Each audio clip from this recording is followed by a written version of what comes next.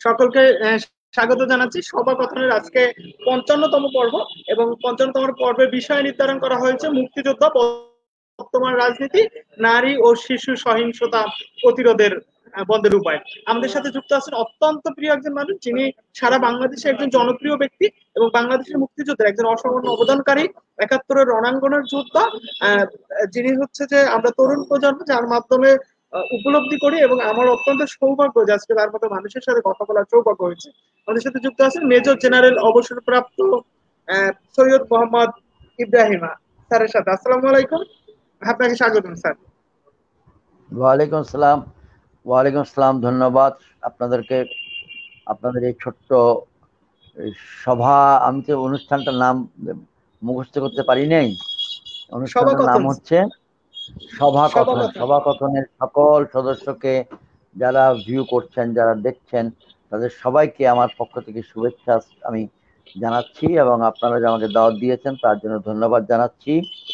এখন আপনি আপনার প্রশ্ন শুরু করলে আমরা আস্তে আস্তে আলাপ শুরু করতে পারি। আচ্ছা, আমি যদি আমাদের সংগঠনের ব্যাপারে যদি ৩০ সেকেন্ডের মধ্যে একটু বলি, আমরা হচ্ছে ৩০ বরিশাল। সেকেন্ড বলবেন কেন? আপনি ২ মিনিট বলেন। ২ মিনিট, ৩০ সেকেন্ড কেন? জি স্যার, ধন্যবাদ স্যার। স্যার, আমরা হচ্ছে বরিশাল বিভাগে বিগত ১০ বছর আগে থেকে হচ্ছে ১১ বছর আমাদের সংগঠন পদার্পণ করলো। আমরা বরিশাল বিভাগের সমস্ত জায়গায়, বরিশালের ৬টি জেলায় আমাদের বিতর্ক নামক এই বাহ্যিক শিল্পটা নিয়ে কাজ করছি। আমাদের এই সংগঠনটি ২০০৯ সালে জন্ম এবং আমরা গত বছরে একটু মানে আমাদের ১০ বছর পূর্ণ করলাম। এবং এই সংগঠনে বর্তমানে আমি বর্তমান কমিটির সভাপতি এবং আমরা এই করোনা মহামারীতে এখন পর্যন্ত মোট ৫৫টি লাইভ করছি আজকেরটা নিয়ে। আজকে আমরা অত্যন্ত সৌভাগ্য যে আপনার মতো একজন শ্রদ্ধাবান মানুষকে আমরা পেয়েছি। আপনাদের সদস্য সংখ্যা কতজন? স্যার, আমাদের সদস্য সংখ্যা, আমাদের সংগঠনের সদস্য সংখ্যা ১২০০ জনের মতো। ১২০০? এবং তারা সবাই তরুণ। কোন কোন ক্লাসের ছাত্র আপনারা? স্যার, আমাদের সাংগঠনিক ভাবেই আমরা এরকম যে আমাদের প্রথম যে প্রেসিডেন্ট ছিলেন সে বর্তমানে যমুনা টেলিভিশনের কূটনৈতিক প্রতিবেদক। এরপর যারা ছিল, তারপরের প্রেসিডেন্ট সাংবাদিকতা করছে, তারপরের প্রেসিডেন্ট এখন জাপানে একটা কোম্পানির সিইও। এইভাবে স্যার। আর হচ্ছে যে আমাদের এগুলো মানে ১২০০-র মধ্যে আমাদের সাংগঠনিক সদস্য। আর এর বাহিরে অনেক সদস্য আছে যারা বরিশাল বিভাগের সমস্ত স্কুল কলেজগুলোতে আমরা আমাদের সাধ্যমতো বিতর্ক প্রোগ্রাম গুলো করি। আপনারা যে আজকে প্রোগ্রাম করছেন, এটা কিরকম ভাবে ছড়াইছেন? মানুষ জানবে যে আপনারা আলাপ করছি আমরা একটা কিছু, কেমনে জানবে? স্যার, আমরা হচ্ছে যে এটা ৫৫তম পর্ব। আমাদের এর আগের প্রোগ্রামগুলো আমরা সব জেলায় এই লিঙ্ক গুলো পাঠাই। একই সাথে আমাদের যারা সদস্য আছে তারা সবাই শেয়ার করে যতটা সম্ভব। আমরা হচ্ছে যে এবং বিশেষ মানুষদেরকে যখন আনি, আপনাদের মতো শ্রদ্ধাভাজন মানুষ যখন আমাদের প্রোগ্রামে যুক্ত হন, তখন আমরা সেটাকে আরেকটু বড় করার চেষ্টা করি। আচ্ছা, ঠিক আছে। আপনারা যেহেতু দাওয়াত দিয়েছেন, আমরা খুশি মনে এসেছি। আমি কি এটা বললে ভুল হবে যে আপনারা সবাই তরুণ? আপনাদের মিনিমাম বয়স ১৮ এবং ম্যাক্সিমাম বয়স ৪০, এরকম বললে ঠিক হবে? স্যার, আমাদের মিনিমাম বয়স হচ্ছে স্যার ১৫, ১৫ বা ১৪ এবং ম্যাক্সিমাম বয়স হচ্ছে স্যার ৩২, ৩৩ বা ৩৫ অর্থাৎ সর্বোচ্চ। ১০ বছর আগে যারা সদস্য হয়েছিল, সভাপতি, সেক্রেটারি, বিভিন্ন জায়গায় সদস্য, তারা তো এখন ১০ বছর বড় হয়ে গেছে। তার যদি তখন ২০ বছর বয়স থাকে, তার তো এখন ৩০ হয়েছে। সেই সময় এটা আমরা মনে রাখতে হবে। তো তো আপনারা দক্ষিণবঙ্গের বরিশাল বিভাগের? আচ্ছা, ওকে। আপনাদেরকে অনেক ধন্যবাদ। বরিশাল আমি বেড়াতে গিয়েছি, বরিশাল সার্কিট হাউসে থেকেছি, পিরোজপুর বেড়াতে গিয়েছি, বাগেরহাট বেড়াতে গিয়েছি, ঝালকাঠি বেড়াতে গিয়েছি। বেড়াতে মানে সরকারি দায়িত্ব পালনের নিমিত্তে অথবা রাজনৈতিক দলের প্রধান হিসেবে রাজনৈতিক দায়িত্বে। আমি ভোলা বেড়াতে গিয়েছি, ভোলায় থেকেছি। ভোলায়, ভোলা সদরে ১৯৭৭ সালের জানুয়ারি, ফেব্রুয়ারি, মার্চে আমি প্রায় ৭০ দিন এক নাগারে ভোলাতে ছিলাম, 70 ডেজ। তো তারপরে আমি পটুয়াখালীতে ছিলাম। অর্থাৎ দক্ষিণবঙ্গে কিছু কিছু জায়গায় আমি মোটামুটি ঘোরাঘুরি করেছি। আর সর্বশেষ আমি মঠবাড়িয়া গিয়েছি, পিরোজপুরে মঠবাড়িয়া, মঠবাড়িয়া গেলাম বছর ২-১-৩ বা ৪ আগে। বেড়াতে গিয়েছি রাজনৈতিক কাজে আর কি। তো আপনাদের সম্বন্ধে একটা ধারণা আছে। এবং আমি আমার বন্ধু একই ব্যাচের, বাংলাদেশ সেনাবাহিনীতে একই শ্রেণীতে আমার বন্ধু বর্তমানে মরহুম মেজর জিয়াউদ্দিন, তিনি দক্ষিণবঙ্গ বরিশালের মানুষ ছিলেন। সেজন্য আমার সঙ্গে বরিশালের একটা সম্পর্ক থাকতেই পারে। আমার ছেলে, একটা মাত্র ছেলে আমার, তো সেই ছেলের শাশুড়ির বাপের বাড়ি হচ্ছে বরিশাল শহর, অর্থাৎ আমার বেআইনের বাপের বাড়ি বরিশাল শহরে। তো সেজন্য আমি বরিশাল শহরের সঙ্গে একটু একাত্মতা আছে। আহ এখন থেকে অনেক অনেক বছর পরে, আগে আর কি, মাদারীপুর সরকারি নাজিমুদ্দিন কলেজ আছে একটা মাদারীপুরে।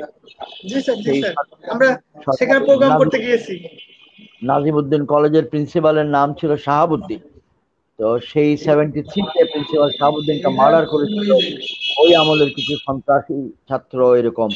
তো ওনার ওনার ফ্যামিলির সঙ্গে আমার পরিচয় আছে। ওনারা বরিশাল শহরে থাকেন। তো নাজিমুদ্দিন, সেই প্রিন্সিপাল সাহেবের স্ত্রী, এখন তো অনেক বয়স হয়ে গেছে, আমি ওনাকে তখনই আপা ডাকতাম, আমার থেকে বড় দেখে। এখন আমার নিজের বয়স যদি 71 কমপ্লিট হয়ে যায়, তাহলে তো আপার বয়স আরো বেশি না? তো ওই জন্য আপনাদের সাথে সম্পর্ক ওই এলাকায় চলাচল করেছি বলে আমার আছে আর কি, এটা আপনাদেরকে জানালাম। দক্ষিণবঙ্গে ইলিশ জি পাওয়া যায়, দক্ষিণবঙ্গ ইলিশের জন্য বিখ্যাত। আবার শুধু নদীর ইলিশ না, বঙ্গোপসাগর ইলিশ না, পুকুরের ইলিশের জন্যও কিন্তু বরিশাল বিখ্যাত। অর্থাৎ কিনা কোনো ভিআইপি গেলে ইলিশ মাছ ধরে এনে বলে, স্যার এটা আমার পুকুরের থেকে আপনার জন্য ধরে মাত্র আনলাম তাজা। অর্থাৎ ওরা দুষ্টমি করাতেও কিন্তু এক্সপার্ট। আচ্ছা শামীম, আপনি আগায় যান বিসমিল্লাহির রহমানির রহিম বলে। যারা দেখছেন সকলের প্রতি আমার সালাম থাকলো, আসসালামু আলাইকুম ওয়া রাহমাতুল্লাহি ওয়া বারাকাতুহু। এবং আমরা আপনার প্রশ্নের উত্তর এবং আলাপ শুরু করার জন্য প্রস্তুত। জি স্যার, ধন্যবাদ স্যার। স্যার, আমি হচ্ছে যে এই জিনিসটি প্রথমেই জানতে চাইবো যে আপনি হচ্ছে যে বাংলাদেশ কল্যাণ পার্টির চেয়ারম্যান। এটি হচ্ছে যে আপনি 2000 সংকটকালীন একটি মুহূর্তে এই রাজনৈতিক দলটি আপনি শুরু করেছিলেন। তো আসলে স্যার, আপনি গতানুগতিক কোনো রাজনৈতিক দলের সাথে সম্পৃক্ত না হয়ে আপনি নতুন একটি রাজনৈতিক দল গঠন করার অনুভব কেন করেছিলেন, এবং তার কারণটি ছিল কি স্যার? এটা, তিনটা বই দাও, তিনটা বই কালকে দেখাতে ভুলে গেছি, মনে করে দাও আমি দেখি। আপনার উত্তর দিচ্ছি। আহ আমি মনে করি কয়েকটা কথা আর কি। আপনাকে একটা বই দেখাচ্ছি, এই বইটা যদি আপনার সম্মানিত দর্শকরা দেখতে পারেন। সেটার নাম হলো মিশ্র কথন। মিশ্র কথন নামক বইটা 500 পৃষ্ঠার বই।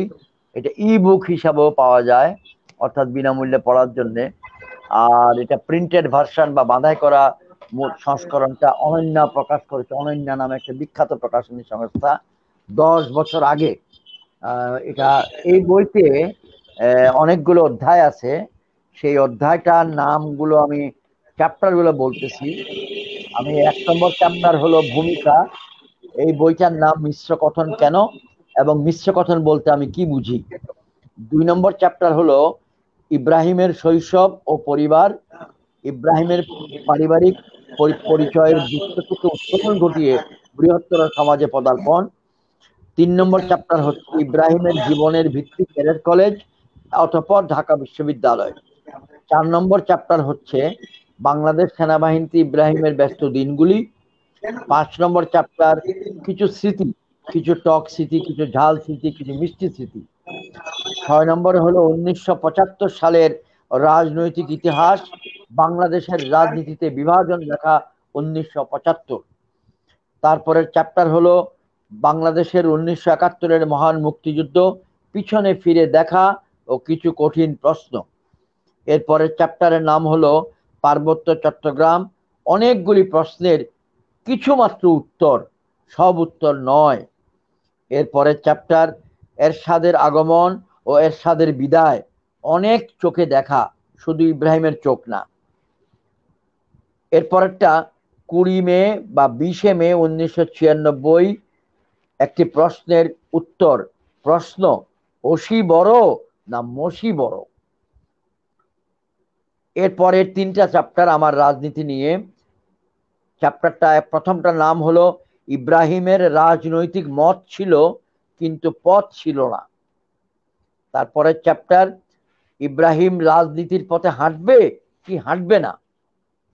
সর্বশেষ চ্যাপ্টার, রাজনীতিতে ইব্রাহিমের পথ, নতুন দল কল্যাণ পার্টি। এই বইটা 500 পৃষ্ঠার।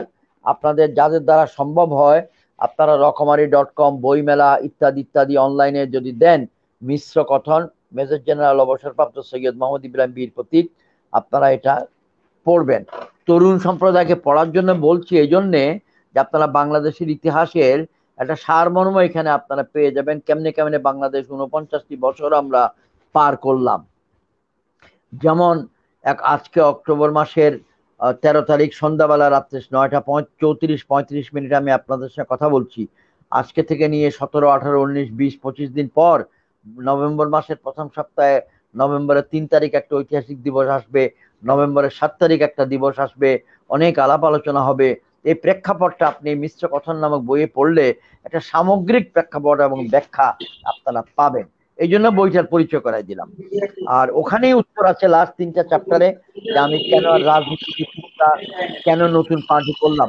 তারপরে আপনার পাঠক শ্রোতা মন্ডলীর জন্য যারা তরুণ, তাদেরকে বলতে চাই যে আমি যেহেতু 2002 সাল থেকে শুরু করে টেলিভিশনে যেতাম এবং যাওয়ার কারণে অন্যতম সামরিক ব্যক্তিদের মধ্যে অন্যতম প্রধান ব্যক্তি, অন্যতম অগ্রগামী ব্যক্তি আমার আগে খুব কমই গিয়েছে, তাই জনপ্রিয়তা লাভ করি, পপুলার হয়ে যায়। এবং রাজনৈতিক সমালোচনা করার কারণে মানুষ আমাকে বলতো সমালোচনা করা খুব সহজ। আপনাদের ওখানে লোকজন কথা বলতেছে, কিন্তু এই কথাগুলো আমাদের কানে আসছে। তো আপনার এখানেই কথাগুলো হচ্ছে বোধহয়। তো মানুষ যেহেতু রাজনীতি নিয়ে কথা বললে সমালোচনা করতাম, যে রাজনীতিতে এই ত্রুটি আছে, অমুক দলে এই ত্রুটি আছে, আমাদের উচিত হবে সংস্কার করা, তখন মানুষ আমাকে বলতো যে এইরকম সমালোচনা করা, এইরকম প্রস্তাব দেওয়া খুব সহজ, করা কিন্তু কঠিন। তখন আমাকে বলল যে আপনি জেনারেল ইব্রাহিম, যদি সাহস থাকে, যদি আপনি মনে করেন যে এটা করা যায়, সমালোচনার পর বাস্তবায়নও করা যায়, তাহলে আপনি করে দেখান। এই করে দেখানোর চ্যালেঞ্জ গ্রহণ করতে গিয়ে বন্ধু বান্ধবের পক্ষ থেকে, মুক্তিযোদ্ধা ভাইদের পক্ষ থেকে, চট্টগ্রামবাসীর পক্ষ থেকে, আপনারা জানেন আমার বাড়ি চট্টগ্রাম জেলার হাটহাজারী উপজেলায়। একটু দাঁড়ান রাশেদ, এসিটা ছেড়ে দাও রাশেদ। তো সেজন্যে আমি একটা নতুন দল করতে বাধ্য হলাম। দলটার নাম বাংলাদেশ কল্যাণ পার্টি। 2007 সালের ডিসেম্বরের 4 তারিখে আমরা সেই দলটি ঘোষণা করি এবং 1200 লোকের একটা সম্মেলন করেছিলাম ইম্পেরিয়াল হোটেলে, বঙ্গবন্ধু এভিনিউ, ঢাকা মহানগরে। এবং সেই সম্মেলনের মাধ্যমে কল্যাণ পার্টি ঘোষণা করি এবং পরবর্তীতে আমাদের 4টা কাউন্সিল হয়েছে, প্রত্যেক 3 বছর পর পর কাউন্সিল হয় এবং সেই কাউন্সিল আমি চেয়ারম্যান নির্বাচিত হয়েছি। আমাদের দলটির আকৃতি ছোট। আমাদের দলটি এখন মোরলেস কম বেশি 103-104টি উপজেলাতে এটার শাখা আছে, ছোট, সব শাখা সমানভাবে কার্যকর না। এবং 20-22টা জেলাতে আমাদের জেলা কমিটি আছে, আবার সব জেলাতে সমানভাবে কার্যকর না। আমি বারবার বলি যে আমরা দল ছোট, কিন্তু আমাদের লক্ষ্য বড়, আমাদের কর্মপন্থা বড়। কিন্তু মানুষ, বাংলাদেশের দল অভ্যাস হয়ে গেছে তেলা মাথায় তেল দেওয়া, তাই আওয়ামী লীগ এবং বিএনপির বাইরে কোনো রাজনৈতিক দলের মাথায় তেল দিতে কোনো মানুষ প্রস্তুত না। কিন্তু আমরা এই গত 15-20 বছর যাবৎ উভয় বড় দলকে দেখেছি। আমার মনে হচ্ছে 2020 সালে এসে এখন আমাদের চিন্তা করতে হবে যে আর কোনো বিকল্প আমাদের আছে কিনা। কারণ হাঁটি হাঁটি পা পা করে আমার নিজের বয়স 71 বছর শেষ হয়ে গেছে, আমার রাজনৈতিক জীবন 13 বছর শেষ হয়ে গেছে, আমি সুশীল সমাজে ছিলাম 11 বছর। অর্থাৎ মনে হবে যে দলটি ছোট, কিন্তু দলের চেয়ারম্যান বা তার সদস্যরা কিন্তু সবাই ছোট না, আল্লাহর রহমত অনেক বড়। আমাদের দলের মটো MOTTO, মটো বা নীতিবাক্য হচ্ছে, খুব সুন্দর একটি বাক্য, পরিবর্তনের জন্য রাজনীতি, পলিটিক্স ফর চেঞ্জ। আমরা কি পরিবর্তন চাই? আমরা বাংলাদেশের রাজনীতিতে গুণগত পরিবর্তন চাই। এই যে ধর্ষণের রাজনীতি, এই যে চুরি, মহাচুরি, ডাকাতির রাজনীতি, এই যে লুটপাটের রাজনীতি, এই যে খুন খারাপির রাজনীতি, এই যে নৈতিক অবক্ষয়ের রাজনীতি, এর থেকে আমরা উত্তরণ চাই। আমরা চাই একটি কল্যাণ রাষ্ট্র প্রতিষ্ঠা করতে এবং তার জন্য কিছু ভালো মানুষকে রাজনীতিতে আনতে। আপনারা ছাত্র সমাজ যারা আমার এই বক্তব্যটা শুনছেন, তারা নিশ্চয়ই স্বীকার করবেন যে বিজ্ঞানে আপনারা পড়েছেন, ফিজিক্সেই পড়েছেন যথাসম্ভব, আমি তো পড়েছি সেই 60 বছর 50-60 বছর আগের কথা, যে বাতাস যদি কোনোখানে গরম হয়ে যায়, সেই বাতাসটা তখন উপরের দিকে চলে যায়, এবং সেই শূন্যস্থানটা পূরণ করার জন্য চতুর্দিক থেকে ঠান্ডা বাতাস আসে। এটা দিয়ে বুঝাতে চাইলাম যে প্রকৃতিতেও কোনো জায়গা কোনোদিন শূন্য থাকে না। আপনারা খেয়াল করুন, করোনা ভাইরাসের কারণে স্কুলের মাঠে, স্কুলের ময়দানে মানুষের পা পড়ে নাই, বাচ্চা কাচ্চা ছাত্রছাত্রীদের পা পড়ে নাই, ফলে ওই জায়গায় ঘাস উঠে গেছে লম্বা লম্বা। অর্থাৎ মাটিও বলে যে আমি কেন অলস বসে থাকবো, আমি ঘাস উৎপাদন করব। এরূপ রাজনীতিতেও যখন ভালো মানুষেরা, যখন সৎ ব্যক্তিরা, যখন সাহসী ব্যক্তিরা, যখন তরুণ সম্প্রদায়েরা, যখন শিক্ষিতরা রাজনীতিতে আসবে না, তো ওই শূন্যস্থান কিন্তু অসৎ ব্যক্তিরা, চোর ডাকাতরা, বাটপাররা, লুটপাটকারীরা, ধর্ষণকারীরা এবং তাদের পৃষ্ঠপোষকরা পূরণ করবে। কোনোদিন কোনো স্থান শূন্য থাকবে না। তাই আপনাদের নিকট আবেদন, আপনারা দল বেছে নিন, আপনারা নেতা বেছে নিন, সাহস দিন, সহায়তা করুন। প্রথাগত রাজনীতি, মারপিট, কমিটি করার জন্য মারপিট, ঘুষ আদান প্রদান, লুটপাট করা, চাঁদাবাজি করা, অনুষ্ঠান করা চাঁদাবাজির টাকা দিয়ে, এইসব আমাদের গুণগত পরিবর্তন চাই। আমরা এটা চাই না। আমরা চাই এই বাংলাদেশকে একটি কল্যাণমুখী রাষ্ট্রে পরিণত করতে, যেখানে নৈতিক অবক্ষয় বন্ধ থাকবে, যেখানে বৃদ্ধ এবং বৃদ্ধাদের সেবা শুশ্রূষা হবে, যেখানে তরুণ সম্প্রদায় মনের আবেগ নিয়ে আনন্দের সঙ্গে লেখাপড়া করতে পারবে। আমাদের বাঙালি তরুণরা দারুণ প্রতিভার অধিকারী। বাস্তব, আমি সৈয়দ মোহাম্মদ ইব্রাহিম 1968 সালে 1968 ফৌজদারহাট ক্যাডেট কলেজ থেকে প্রথম স্থান অধিকার করেছিলাম কুমিল্লা বোর্ডে। আমি যদি বলি আমি একমাত্র মেধাবী, এটা হবে চরম ভুল। হাজার হাজার মেধাবী তরুণ বাংলাদেশে আছে। এখন আরো তরুণের সংখ্যা বেড়ে গেছে যারা মেধাবী, বিজ্ঞানে মেধাবী, ভূগোলে মেধাবী, রসায়নে মেধাবী, পদার্থে মেধাবী, অঙ্কে মেধাবী, অঙ্কের অলিম্পিয়াডে যায় পুরস্কার আনছে, সায়েন্স ফেয়ারের থেকে পুরস্কার আনছে, এই করোনা ভাইরাসের সময় আবিষ্কার করে পুরস্কার আনছে। এই মেধাবীদেরকে আমরা যদি পৃষ্ঠপোষকতা করতে পারি, আমাদের এই সোনার বাংলা, যার জন্য আমরা যুদ্ধ করেছিলাম, আগায় যেতে পারে। তো এই জন্যই আমি রাজনীতিতে এসেছি, প্রথাগত রাজনীতিতে যাই নাই। কারণ ওখানে গেলে এই যে আমি দেখাচ্ছি কনুই দিয়ে ঠেলাঠেলি হইতো, এই কনুই দিয়ে আমার জায়গা দাও, আমার জায়গা দাও, আমি একটা কথা বলতে চাই, আমার একটা পোস্ট দাও, আমার কমিটিতে নাও। আমি এই সকল ঝামেলার মধ্যে নাই।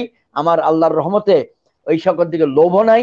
আল্লাহ আমাকে যথেষ্ট দিয়েছেন, শুকর আলহামদুলিল্লাহ। আমি কোটি টাকার মালিক না, কিন্তু আমি ইজ্জতের মধ্যে চলি, দুবেলা ভাত খেতে পারি। আমাকে আল্লাহ ছেলে দিয়েছেন, মেয়ে দিয়েছেন, শুকর আলহামদুলিল্লাহ। আমাকে নাতি দিয়েছেন 3টা, শুকর আলহামদুলিল্লাহ। আমার মা জীবিত আছেন, শুকর আলহামদুলিল্লাহ। আমার পিতা ইন্তেকাল করেছেন যথেষ্ট বয়সে, শুকর আলহামদুলিল্লাহ। 10 জায়গায় গেলে 10 জন লোক সালাম দিয়ে বলে, জেনারেল সাহেব কেমন আছেন, ইব্রাহিম ভাই কেমন আছেন, লিডার কেমন আছেন, স্যার কেমন আছেন, বড় ভাই কেমন আছেন। এটাই শুক্রিয়া। এই শুক্রিয়া আমি কেমনে আদায় করবো আল্লাহর কাছে? যথেষ্ট তো আমার ভাষা জানা নাই। তাহলে আমার আর চাওয়ার কি থাকতে পারে? আমার চাওয়ার একটাই আছে, যে দেশটার জন্য যুদ্ধ করেছিলাম, ওইটাকে কেমনে আগায় নেওয়া যায়। এখানে আমার তরুণ সম্প্রদায়কে প্রয়োজন। সেই তরুণ সম্প্রদায় আবার বেশি বিচার করে, চুল বাঁচতে বাঁচতে মাথা খালি করে ফেলায়, সিদ্ধান্ত নিতে পারে না। Thank you. আগান। স্যার, আপনার কাছে অসংখ্য মানে অনেক কথা শুনলাম এবং খুব সুন্দর কথাগুলো শুনলাম। এগুলোই আসলে তরুণ প্রজন্ম শুনতে চায়। তো স্যার, আমরা একটু হচ্ছে কল্যাণ পার্টির সম্পর্কে শুনবো। তার আগে আমাদের হচ্ছে যে মুক্তিযোদ্ধার একটু বিষয় নিয়ে কিছু জানার বা তরুণ প্রজন্মের মধ্যে এগুলো প্রায় আমরা তো আসলে স্যার মুক্তিযোদ্ধার জন্য, মুক্তিযোদ্ধার ইতিহাস জানার জন্য বিভিন্ন দল আসলে বিভিন্ন সময় আসছে, তাদের তাদের মতো করে মুক্তিযোদ্ধার ইতিহাস তাদের মতো করে লিখছে এবং তাদের মতো করে জানার সৌভাগ্য হয়েছে। তো টেক্সট বুকও আমরা দেখছি যে একটা সময় একরকম ছিল এবং এখানকার সময় টেক্সট বুকও একরকম। তো আসলে সঠিক ইতিহাস জানার জন্য আপনার পরামর্শ থাকবে কি তরুণ প্রজন্মের উদ্দেশ্যে? আমার পরামর্শ হচ্ছে, আপনারা মুক্তিযুদ্ধটাকে জানতে হলে অতি অল্প কথায় জানা খুব মুশকিল। মেজর কামরুল হাসান ভুঁইয়া বলে একজন ভদ্রলোক ছিলেন, তিনি 2 বছর আগে ইন্তেকাল করেছেন। Bangladesh centre for Bangladesh liberation war studies একটা প্রতিষ্ঠান ছিল। উনি নিজে প্রায় 20টার উপরে বই লিখেছেন, যেগুলা তরুণ সম্প্রদায়ের জন্য লিখেছেন। আপনারা আমার একটা নম্বর লিখে রাখেন, আমার মোবাইল নম্বর আপনাদেরকে আমি দিয়ে দিই। আপনারা যাদের হাতে কলম আছে বা পেন্সিল আছে লিখে নেন, বা আপনি আপনার চ্যানেলে সবাইকে জানাই দিবেন। 01841 499 499 01841 499 499। অথবা একটা আমার আমার ইমেলটা আপনারা লিখে নিতে পারেন। আমার ইমেলটা হচ্ছে খুব সুন্দর, ছোট্ট করে এখানে আমি দেখাচ্ছি, কিন্তু এটা দেখালে তো পড়তে পারবেন না, এত ছোট।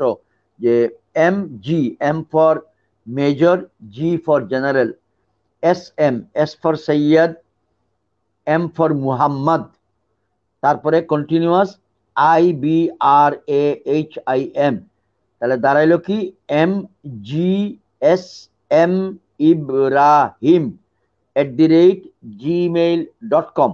আপনারা যোগাযোগ করবেন, আপনাদের উত্তর দিয়ে দিব। কথা টেলিফোন ধরতে পারি খুব কম, সেই জন্য মেসেজ দিলে মেসেজ উত্তর দিতে পারি। আমি মেজর কামরুল হাসান ভূঁইয়ার বইগুলো জোগাড় করব, জোগাড় করে আপনাদেরকে আমি ছবিতে দেখাবো যে এই বইগুলো আপনারা জোগাড় পড়তে চেষ্টা করেন।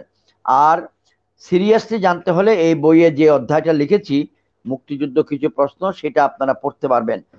আর মুক্তিযুদ্ধ যারা করেছেন তাদের অটোবায়োগ্রাফি বা তাদের জীবন বৃত্তান্ত বা মুক্তিযুদ্ধ নিয়ে লেখা বই আপনারা পড়তে পারেন। মেজর নাসির উদ্দিন আহমদ লিখেছেন, মেজর লেফটেন্যান্ট জেনারেল নাসিম লিখেছেন, মেজর জেনারেল শফিউল্লাহ লিখেছেন, মেজর জেনারেল সুবিদ আলী ভুঁইয়া লিখেছেন, তারপরে আরো অনেক অনেক মেজর মেজর রফিকুল ইসলাম বীরুত্তম লিখেছেন, মরহুম কর্নেল আবু উসমান চৌধুরী লিখেছেন, মেজর জলিলের নিজের হাতে লেখা খুব কম, অন্যরা লিখেছেন 9 নম্বর সেক্টর নিয়ে। তো আপনাকে এই যে বললাম যে যাদের নাম নিলাম, এরকম অসংখ্য বাঙালি ব্যক্তিদের, মুক্তিযোদ্ধাদের পক্ষ থেকে লেখা বই আছে।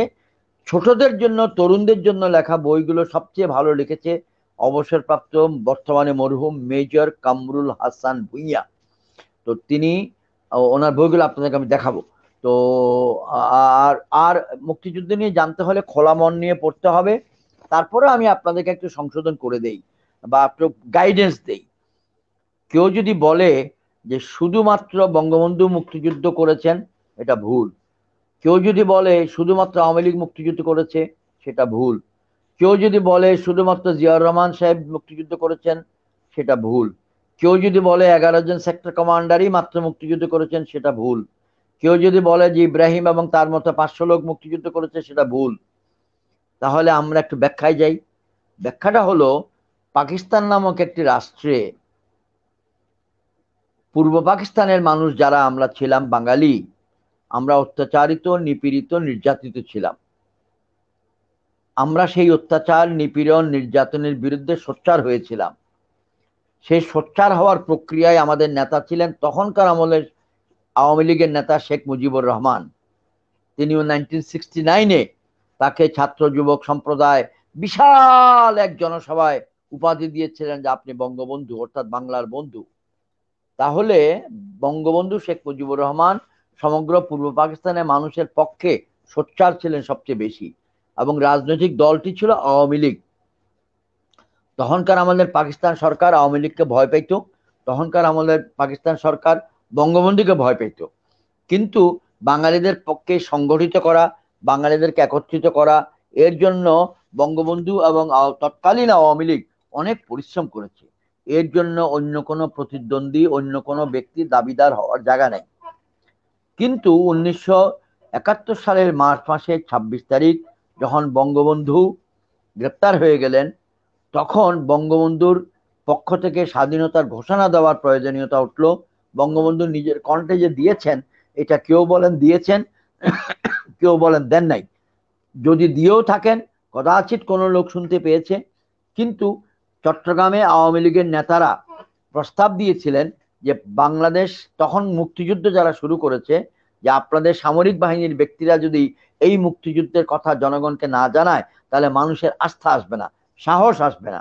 তাই চট্টগ্রামে 8ম ইস্ট বেঙ্গল রেজিমেন্টের উপ অধিনায়ক মেজর জিয়াউর রহমান 1971 সালের মার্চ মাসের 25 তারিখ দিনের শেষে রাত 12টায় যখন 26 তারিখ শুরু হয়, তার 10-15 মিনিটের মধ্যেই উনি তার ব্যাটালিয়ন নিয়ে 8ম ইস্ট বেঙ্গল নিয়ে পাকিস্তানিদের বিরুদ্ধে বিদ্রোহ ঘোষণা করেন এবং মুক্তিযুদ্ধ সূচনা করেন, এবং সবাইকে বলেন তোমরা আমাদেরকে সাহায্য সহযোগিতা করো, স্বীকৃতি দাও। 27 তারিখ সকালে তিনি কালুরঘাট রেডিও স্টেশনে গিয়ে বাংলাদেশের স্বাধীনতার ঘোষণা প্রদান করেন। সেটার রেডিওর মাধ্যমে দুনিয়ার লোকে শোনে, যদ্দূরই শোনা যায়, কয়েক হাজার শুনছে বা কয়েক লাখ শুনছে, এটা তাহলে আমি গুনি নাই, কেউ গণনা নাই, বলতে পারবে না। কিন্তু তিনি তখন বলেছিলেন, I major Ziaur Rahman hereby declare the independence of Bangladesh, অর্থাৎ তিনি নিজের নামে দিয়েছেন। তার কয়েকটা ঘন্টা পরেই তৎকালীন চট্টগ্রামের আওয়ামী লীগের জ্যেষ্ঠ নেতারা বললেন যে জিয়াউর রহমান সাহেব, আপনি যে নিজের নামে দিলেন, এর থেকে একটু ভালো হয় যদি আপনি মেহরবানি করে বঙ্গবন্ধুর নামে দেন, কারণ বঙ্গবন্ধুর নামে দিলে এটার আন্তর্জাতিক অ্যাপিল, রাজনৈতিক অ্যাপিলটা আরো শক্ত এবং মজবুত হবে। তো তৎকালীন মেজর জিয়াউর রহমান মহোদয় অত্যন্ত উদার মনা ছিলেন। তিনি তাৎক্ষণিকভাবে রাজি হয়ে বললেন, যেটা আমাদের দেশের জন্য এবং মুক্তিযুদ্ধের জন্য ভালো, আমি সেটাই করব। তাই কয়েক ঘন্টা পরেই তিনি পুনরায় কালুরঘাট রেল স্টেশনে গিয়ে আবার স্বাধীনতার ঘোষণা দেন। সেটাতে তিনি বলেন, I on behalf of our great leader Bangabandhu Sheikh Mujibur Rahman, তিনি এই কথাটা বললেন, আমি আমাদের মহান নেতা বঙ্গবন্ধু শেখ মুজিবুর রহমানের পক্ষে বাংলাদেশের স্বাধীনতা ঘোষণা করছি, মুক্তিযুদ্ধ ঘোষণা করছি, সকলের নিকট আহ্বান করছি। এটা হলো ঘোষণা নিয়ে। এখন বঙ্গবন্ধু জীবিত থাকতে ঝগড়া ছিল না, জিয়াউর রহমান সাহেব জীবিত থাকতে ঝগড়া ছিল না, কিন্তু পরবর্তীতে ঝগড়া শুরু হয়েছে। এখন যারা তরুণ সম্প্রদায় ছাত্র রাজনীতি করে, তারা কেউ এই পক্ষে কারো ওই পক্ষে, কেউই আসল সত্যটা নিয়ে গবেষণা করে না, একজন আরেকজনকে তার অবদানের জন্য স্বীকৃতি দিতে চায় না। আমি সৈয়দ মোহাম্মদ ইব্রাহিম বীর প্রতীক আপনাদের সামনে সাক্ষ্য দিচ্ছি, আপনাদেরকে বর্ণনা করতেছি, আপনারা বিভ্রান্ত হবেন না, বিভক্ত হবেন না। বঙ্গবন্ধু শেখ মুজিবুর রহমানের অবদান অন্য কারোর সঙ্গে তুলনা করার জায়গা নেই। আমি আওয়ামী লীগ করি না, আমি আওয়ামী লীগের সঙ্গে রাজনীতিও করি না, বাংলাদেশ কল্যাণ পার্টি আওয়ামী লীগের সঙ্গে জোটেও নাই, কিন্তু মুক্তিযোদ্ধা সৈয়দ মোহাম্মদ ইব্রাহিম বলবে যে বঙ্গবন্ধু শেখ মুজিবুর রহমান যদি বাংলাদেশ জাতিকে একত্রিত না করতেন, তখনকার দিনে যদি আওয়ামী লীগ এই নেতৃত্ব না দিত, তাহলে মুক্তিযুদ্ধ যেই সময় শুরু হয়েছে সেই সময় হয়তো শুরু হতো না। তার একক কৃতিত্ব বঙ্গবন্ধু এবং আওয়ামী লীগের। আবার এটাও সত্য যে আন্তর্জাতিক প্রয়োজনে, রাজনৈতিক প্রয়োজনে, সামরিক প্রয়োজনে 27 মার্চ সকালবেলা মেজর জিয়াউর রহমানের কণ্ঠ থেকে কালুরঘাট বেতার কেন্দ্রে যেই স্বাধীনতার ঘোষণা দেওয়া হয়েছিল, তার গুরুত্ব এবং তাৎপর্য অপরিসীম ছিল। এবং সেইটার কারণে আমাদের মুক্তিযুদ্ধ তাৎক্ষণিকভাবে পৃথিবীর মানুষ, মুক্তিযুদ্ধের খবর পৃথিবীর মানুষের কাছে চলে যায়। এই জায়গাটাতে আমরা মারামারি না করে যদি সমঝোতা করি, একজন আরেকজনকে সম্মান করি, তাহলে কিন্তু কোনো ঝামেলা হয় না। আমি বলবো যে যুদ্ধকালীন সময়ে আমরা যুদ্ধ করেছিলাম তৎকালীন মুজিবনগর সরকারের অধীনে বা প্রবাসী বাংলাদেশ সরকারের অধীনে, যার ভারপ্রাপ্ত রাষ্ট্রপতি ছিলেন জনাব সৈয়দ নজরুল ইসলাম, যার প্রধানমন্ত্রী ছিলেন জনাব তাজউদ্দিন আহমেদ। তারা সকলেই শহীদ এবং বর্তমানে মরহুম। এবং যুদ্ধের পরে আবার বঙ্গবন্ধু যখন দেশের প্রেসিডেন্ট হন, বাংলাদেশ চালু শুরু হয়। যুদ্ধকালীন সময়ে জিয়াউর রহমান মহোদয় সেক্টর কমান্ডার দায়িত্ব পালন করেছেন, ফোর্স কমান্ডার দায়িত্ব পালন করেছেন, অসীম সাহসে বীর বিক্রমে যুদ্ধ করেছেন, যুদ্ধের নেতৃত্ব দিয়েছেন এবং আমরা বাংলাদেশকে স্বাধীন করেছি। স্বাধীনতার পর তিনি আবার সেনাবাহিনীতে চাকরি করেছেন, যেমন আমরা করেছি, এবং যথাসময়ে বাংলাদেশের নেতৃত্ব দিয়েছেন একজন সেনাবাহিনী প্রধান হিসেবে অথবা বাংলাদেশের রাষ্ট্রপতি হিসেবে। তার দায়িত্ব, তার মেয়াদ, তার সুনাম, তার কৃতিত্ব কোনো অংশে খাটো করার জায়গা নাই। তাহলে আমরা কেন একজন আরেকজনকে গালিগালাজ করবো, একজন আরেকজনকে অপবাদ দিব? এই কাজটা আমি ইব্রাহিম মনে মনে সবসময় ব্যথিত থাকি, কিন্তু আমাদের রাজনৈতিক দলগুলিকে আমরা বোঝাতে ব্যর্থ হয়েছি। আপনারা যারা তরুণ এই অনুষ্ঠানটা দেখছেন, মেহরবানি করে জানবেন, বাংলাদেশের মুক্তিযুদ্ধটি ছিল শুধুমাত্র সেনাবাহিনীর ব্যক্তিদের যুদ্ধ নয়, যদিও ইস্ট বেঙ্গল রেজিমেন্টের সৈনিক এবং অফিসারগণ ছিল এই যুদ্ধের নিউক্লিয়াস, তাদেরকে ঘিরেই বাকি যুদ্ধের যোদ্ধাগণ সংগঠিত হয়েছে। দ্বিতীয়ত দ্বিতীয়ত এই যুদ্ধের মধ্যে জড়িত হয়েছে হাজার হাজার ছাত্র, হাজার হাজার শ্রমিক ভাই, হাজার হাজার মহিলা, হাজার হাজার গৃহিণী, হাজার হাজার মা, খালা, চাচি, ফুফু, মসজিদের ইমাম, মন্দিরের পুরোহিত, নৌকার মাঝি, রিক্সাওয়ালা, রাখাল বালক, প্রাইমারি স্কুলের শিক্ষক, হাই স্কুলের শিক্ষক, ক্লাস 9 ক্লাস 10 ছাত্র, ক্লাস 11 12 এর ছাত্র, কলেজের ছাত্র, সরকারি কর্মকর্তা, হাজার হাজার মানুষ বিভিন্ন নিয়মে এই মুক্তিযুদ্ধটাকে সাহায্য করেছে। আমরা যারা যুদ্ধের ময়দানে ছিলাম, যাদেরকে রণাঙ্গনের মুক্তিযোদ্ধা বলা হয়, আমরা একদম ফ্রন্টে ছিলাম। আপনাকে যদি আমি একটা কলম দিয়ে দেখাই এখন, আপনি মেহরবানি করে খেয়াল করুন, এটা একটা লাল কলম। এই লাল কলমটার আগায় কিন্তু শীষটা দেখা যাচ্ছে না। তাহলে শীষ যদি না থাকে, এই কলমটার কোনো ভ্যালু নেই। আপনি এটা দিয়ে ঘষেন কাগজে, কিচ্ছু পাবেন না। আবার যদি আমি একটু টিপ দেই, তাহলে দেখবেন যে এখানে একটা নিব বেরিয়েছে, এই নিবটা দেখা যাচ্ছে, এই নিবটা দিয়ে লেখা হয়। এই নিবটা হলো কিন্তু রণাঙ্গনের মুক্তিযোদ্ধারা। আর পিছনে যা আছে সেটা হচ্ছে জনগণের সমর্থন, জনগণের সাপোর্ট। এবং এখানে যে টিপ দিচ্ছি বারবার, এই যে জায়গাটায়, এই যে টিপ দিচ্ছি, এই টিপ দিচ্ছি, টিপ দিচ্ছি, এটা হচ্ছে মুক্তিযুদ্ধ পরিচালনাকারী সরকার। আমরা রাজনৈতিক সরকারের অধীনে, আমাদের প্রধান সেনাপতি ছিলেন তৎকালীন কর্নেল মোহাম্মদ আতাউল গনি ওসমানী, তার অধীনে ছিলেন ফোর্স কমান্ডার, সেক্টর কমান্ডার, ইত্যাদি ইত্যাদি ইত্যাদি। আমি আপনাদেরকে একটা ছোট্ট রানডাউন দিলাম, এটাকে বলা হয় ছোট্ট একটা ব্রিফিং দেওয়া। এর বেশি তো আর এই সংক্ষিপ্ত সময় বলা যাবে না। আপনারা জানতে চাইলে এটার জন্য তো 3-4 ঘন্টা ক্লাস নিতে হবে, প্রশ্ন করবেন, জুম কনফারেন্স করবেন। এর বেশি আর আজকে মনে হয় আপনাদেরকে বলার জায়গা নেই। Thank you very much. আগে যান, নেক্সট প্রশ্ন। স্যার, আমরাও যে হচ্ছে করোনা মহামারী চলে যায়, আপনি আমাদের একটি প্রোগ্রামে আসেন, আমরা বরিশালের সবাই থাকবো এবং হচ্ছে যে আমরা ওপেনলি একটা হচ্ছে যে এরকম একটি প্রোগ্রাম করব। যদি আপনি আমাদের কখনো সময় সুযোগ হয় বা বরিশালে আসেন, তখন আমরা এরকম একটি সময় আপনার কাছ থেকে নেব। এবং বরিশাল ওকে, ডিবেটিং সোসাইটির দায়িত্বে থ্যাংক ইউ। যেই থাকবে, আমরা অবশ্যই মানে আমি নিজে থাকবো এবং হচ্ছে যে আমি যেখানেই থাকি সারা বাংলাদেশে, আমি সেখান থেকে চলে আসবো আপনার এই প্রোগ্রাম করার জন্য। থ্যাংক স্যার, ইউ, একটি ইনশাআল্লাহ। জিনিস জানবো যে হচ্ছে যে মুক্তিযোদ্ধা রণাঙ্গনের মুক্তিযোদ্ধা ছিলেন, তো আপনি যে অনেকগুলো প্রোগ্রামে বলছিলেন যে আপনাদের সামনে অনেক মানুষ হচ্ছে মারা গিয়েছিল, অনেক তরুণের লাশ আপনি আহ, দেখছেন। তো আমরা একটু জিনিস জানবো যে মুক্তিযুদ্ধ চলাকালীন সময় স্যার আপনার একটি ভালো অনুভূতি এবং একটি খারাপ অনুভূতি যদি আমাদেরকে বলতেন।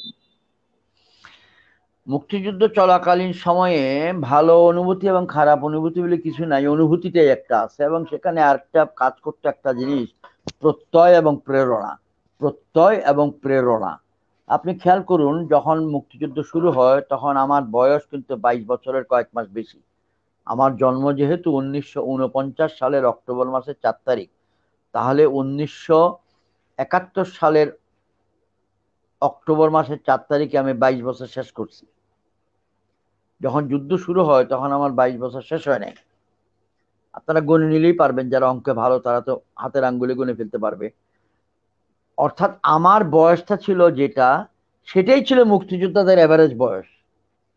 18, 19, 20, 21, 22, 23, 25-এ গেলে কমতে থাকে, 26-এ আর একটু কম, 27-এ আর একটু কম, 30-এ গেলে প্রায় জিরো, 35-এ গেলে আরো নাই বললেই চলে। ওকে, এটা গেল একটা। তো আমাদের সামনে মানুষ শহীদ হবে, এটাই বাস্তব। 1971 সালের এপ্রিল মাসের 71-এর এপ্রিল মাসে বাংলাদেশ সেনাবাহিনীর 2য় ইস্ট বেঙ্গল রেজিমেন্ট, মুক্তি বাহিনীর অংশ 2য় ইস্ট বেঙ্গল রেজিমেন্টের হেডকোয়ার্টার ছিল তেলিয়াপাড়া চা বাগানে। তেলিয়াপাড়া চা বাগানটা হচ্ছে বর্তমানে বৃহত্তর সিলেটের হবিগঞ্জ জেলার মাধবপুর উপজেলার তেলিয়াপাড়া ইউনিয়নের তেলিয়াপাড়া গ্রামে অবস্থিত একটি চা বাগান, নাম তেলিয়াপাড়া চা বাগান। এটা সীমান্তবর্তী চা বাগান।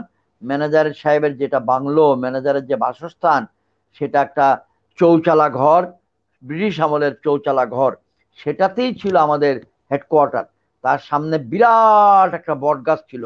সেই বট গাছের গোড়ায় আমরা পরিখা খনন করেছিলাম, ইংরেজিতে বলি ট্রেঞ্চ, TRENCH। আমার মনে আছে 15-16 তারিখের দিকে বোধহয় হঠাৎ করে শেলিং শুরু হয়েছিল, এবং সেই শেলিং এ ওখানে একসাথে 7 জন ছাত্র, যারা প্রত্যেকেই ছিল ব্রাহ্মণবাড়িয়া কলেজের ছাত্র, এপ্রিল মাসের 15-16 না, আর একটু পরে মে মাসের শুরুর দিকে এবং ঘটনা হয়েছে এরকম যে সেলিং করার কারণে, যেহেতু উপরে একটা বট গাছ আছে, সে বট গাছের ডালে এসে শেলগুলো পড়তো। শেল এমন সেলিং হয়েছে, বট গাছের ডাল ভেঙে ডালে বাস্ট হয়ে স্প্রিন্টার গুলো ডাইনে বাঁয়ে পড়তেছে। তো সেখানে একদিন আধা ঘন্টা সময়ের মধ্যে সেলিং এর কারণে একে একে 7 জন ছাত্র আমাদের সামনে কিন্তু শহীদ হয়েছিল। তারা প্রত্যেকেই ব্রাহ্মণবাড়িয়া সরকারি কলেজের ছাত্র ছিল। তারা প্রত্যেকেই বর্তমান বৃহত্তর কুমিল্লার সন্তান ছিল, ব্রাহ্মণবাড়িয়া কলেজে পড়তো আর কি তারা। এটা একটা উদাহরণ দিলাম। এরপরে আপনি মনে করুন, আমি তেলিয়াপাড়ার পরে সিমনা চা বাগান, সিমনা গেলাম। সিমনা হচ্ছে তেলিয়াপাড়ার বিপরীত সাইডে, আপনারা বাংলাদেশে মানচিত্র ঘাটলেই পাবেন। তেলিয়াপাড়ার বিপরীতে ইন্ডিয়ান যে গ্রাম, তার নাম সিমনা। সে সিমনার একটা পাহাড়ের উপরে দাঁড়িয়েছিলাম আমরা দিনের বেলা 11টা-12টার সময়। আমাদের একটা জিপের মধ্যে বিডিআর থেকে যাওয়া একজন সৈনিক, তখনকার আমাদের ইপিআর, ইস্ট পাকিস্তান রাইফেলস এর একজন সৈনিক, ইস্ট পাকিস্তান রাইফেলস এর একটা উইলিস জিপ নিয়ে দাঁড়াইছিল। জিপের মধ্যে স্টিয়ারিং এর কাছে বসেছিল।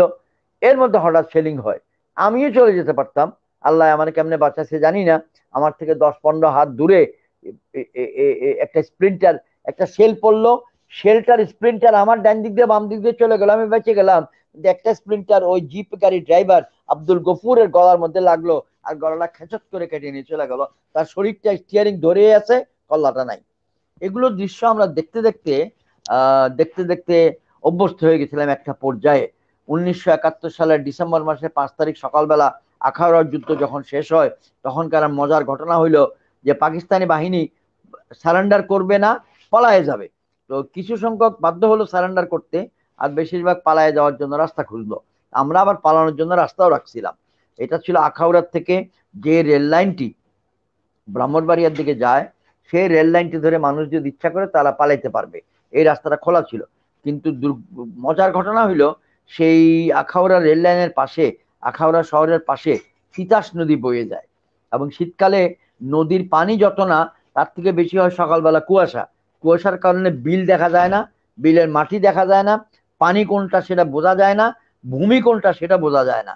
তো পাকিস্তানি বাহিনী, ফ্রন্টিয়ার ফোর্স রেজিমেন্টের সৈন্যরা পলাইতে গিয়া তারা জমি মনে করে, ধান ক্ষেত মনে করে দৌড়াইতে দৌড়াইতে তিতাস নদীর মধ্যে পড়ে গেছে। এবং এরকম বেশ কিছু লোক, Pakistani 12 frontier force regiment, 12 frontier force রেজিমেন্টের বেশ কিছু সৈনিক তাদের পোশাক আশাক জুতা টুতা নিয়ে পলাইতে গিয়া কিন্তু না বুঝা কুয়াশার মধ্যে তিতাস নদীতে পড়ে মারা গেছে। এগুলা একটা পরিস্থিতি আর কি। সেই আখাউড়ার যুদ্ধে আমার একজন ঘনিষ্ঠ বন্ধু লেফটেন্যান্ট ইবনে ফাজাল বদিউজ্জামান, যাদের বাড়ি কিন্তু গোপালগঞ্জ, সেই লেফটেন্যান্ট ইবনে ফাজাল বদিউজ্জামান ডিসেম্বর মাসের 4 তারিখ সন্ধ্যাবেলা 7:30টার সময় শহীদ হয়েছে আজমপুর রেল স্টেশনের কাছে, একদম প্ল্যাটফর্মের পাশেই। আজমপুর রেল স্টেশন হচ্ছে আখাউড়া থেকে 1.5 কিলোমিটার 2 কিলোমিটার উত্তরে, আখাউড়ার উত্তর সীমান্ত থেকে 1.5 কিলোমিটার 2 কিলোমিটার দূরে। তো আরো অনেক শহীদ হয়েছে। আপনি একটা কথা বললেন, দেখ আপনার সঙ্গে একটু শেয়ার করলাম, তা নাহলে বলতে গেলে তো বলার কোনো শেষ হবে না। আগে যান শামীম। জি স্যার, জি স্যার। স্যার, একটি যেই প্রশ্ন সেটি হচ্ছে আমারও দীর্ঘদিনে জানা ছিল। মেজর জলিল 8 নং সেক্টরের যিনি কমান্ডার ছিলেন, একই সাথে 9 নং সেক্টরের যিনি কমান্ডার ছিলেন মেজর এম এ জলিল, এবং আমাদের বরিশালের। তো সে আসলে মুক্তিযুদ্ধ হচ্ছে যে খেতাব কেন পাননি, আসলে তাকে কোনো খেতাব দেওয়া হয়নি কেন? একই সাথে যিনি হচ্ছে যে আমাদের সেনাবাহিনীর প্রধান ছিল তৎকালীন সময়, মেজর মানে জেনারেল আতাউল গনি ওসমানী, তো তাকেও পরবর্তী সময় দেওয়া হয়েছে, কিন্তু তার কারণটা ছিল কি স্যার? আপনারা তথ্য বিভ্রাটে ভুগতেছেন, মিস ইনফরমেশন। মেজর জলিল সাহেব 9 নম্বর সেক্টরের অধিনায়ক ছিলেন। উনি ছিলেন 9 নম্বর সেক্টরের সেক্টর কমান্ডার, এটা মাথায় রাখবেন। 9 নম্বর সেক্টর মানে দক্ষিণ বাংলা, সুন্দরবন ইত্যাদি, এবং সেখানে নদীমাতৃক অঞ্চল। 2 নম্বর বক্তব্য হচ্ছে, মেজর জলিল অত্যন্ত সাহসী ব্যক্তি ছিলেন। ডিসেম্বর মাসের 16 তারিখ পাকিস্তান বাহিনী সারেন্ডার করার পর কয়েকদিনের মধ্যেই মেজর জলিল যশোর খুলনা রোডের একটি স্থানে, খুলনা হইতে যশোরগামী রোড, যশোর হইতে খুলনাগামী রোড, যেটাকে আমরা যশোর খুলনা রোড বলতে পারি, সেই রাস্তার একটি স্থানে একটি দুর্ঘটনার সৃষ্টি হয় বা সুঘটনার সৃষ্টি হয়। ঘটনাটি ছিল ওই আমলে ভারতীয় গাড়িতে করে বাংলাদেশের বিভিন্ন স্থান থেকে যন্ত্রপাতি, মেশিন, এটা ওটা নিয়ে যাওয়া হচ্ছিল ভারতে। মেজর জলিলের নজরে পড়ার কারণে মেজর জলিল এগুলো বন্ধ করে দেন। এগুলো বন্ধ করে দেওয়ার কারণে তৎকালীন ভারত সরকার বা ভারতীয় স্থানীয় কমান্ডারগণ অত্যন্ত রুষ্ট হয়ে যান, এবং তার কয়েকদিন পর মেজর জলিল মহোদয়ের সঙ্গে বাংলাদেশের উচ্চতর কর্তৃপক্ষের ডিফারেন্স অফ ওপিনিয়ন হয়, এবং যার কারণে মেজর জলিল মহোদয়কে গ্রেপ্তার করা হয়েছিল। এবং মেজর জলিলকে জানুয়ারি 1972 সালের 3য় সপ্তাহের দিকে গ্রেপ্তার করে ঢাকা মহানগরে এনে, বর্তমানে যেটাকে সোহরাওয়ার্দী উদ্যান বলি, তখনকার আমলে যেটার নাম ছিল রেস কোর্স, সেই রেস কোর্সের শাহবাগ মোড়ের নিকটতম টিনের ছাউনি লম্বা ব্যারাক, ওটা পুলিশ লাইন ছিল, সেখানে ওনাকে বন্দি করে রাখা হয়। এবং আমাদের 2য় বেঙ্গল রেজিমেন্টকে দায়িত্ব দেওয়া হয়েছিল ওনাকে পাহারা দেওয়ার। পরবর্তীতে ওনার বিচার হয়েছিল কোর্ট মার্শালে। সেই বিচারে তিনি মোটামুটি হালকাভাবে দোষী সাব্যস্ত করা হলেও কর্তৃপক্ষ ওনাকে চূড়ান্তভাবে নির্দোষ ঘোষণা করে মুক্ত করে দিয়েছিলেন। এটা হচ্ছে আন্তর্জাতিক রাজনীতির একটি খেলা। না, জাতীয় এবং আন্তর্জাতিক রাজনীতির খেলার মধ্যে পড়ে তিনি, আমি বলবো যে কোনো খেতাব পান নাই।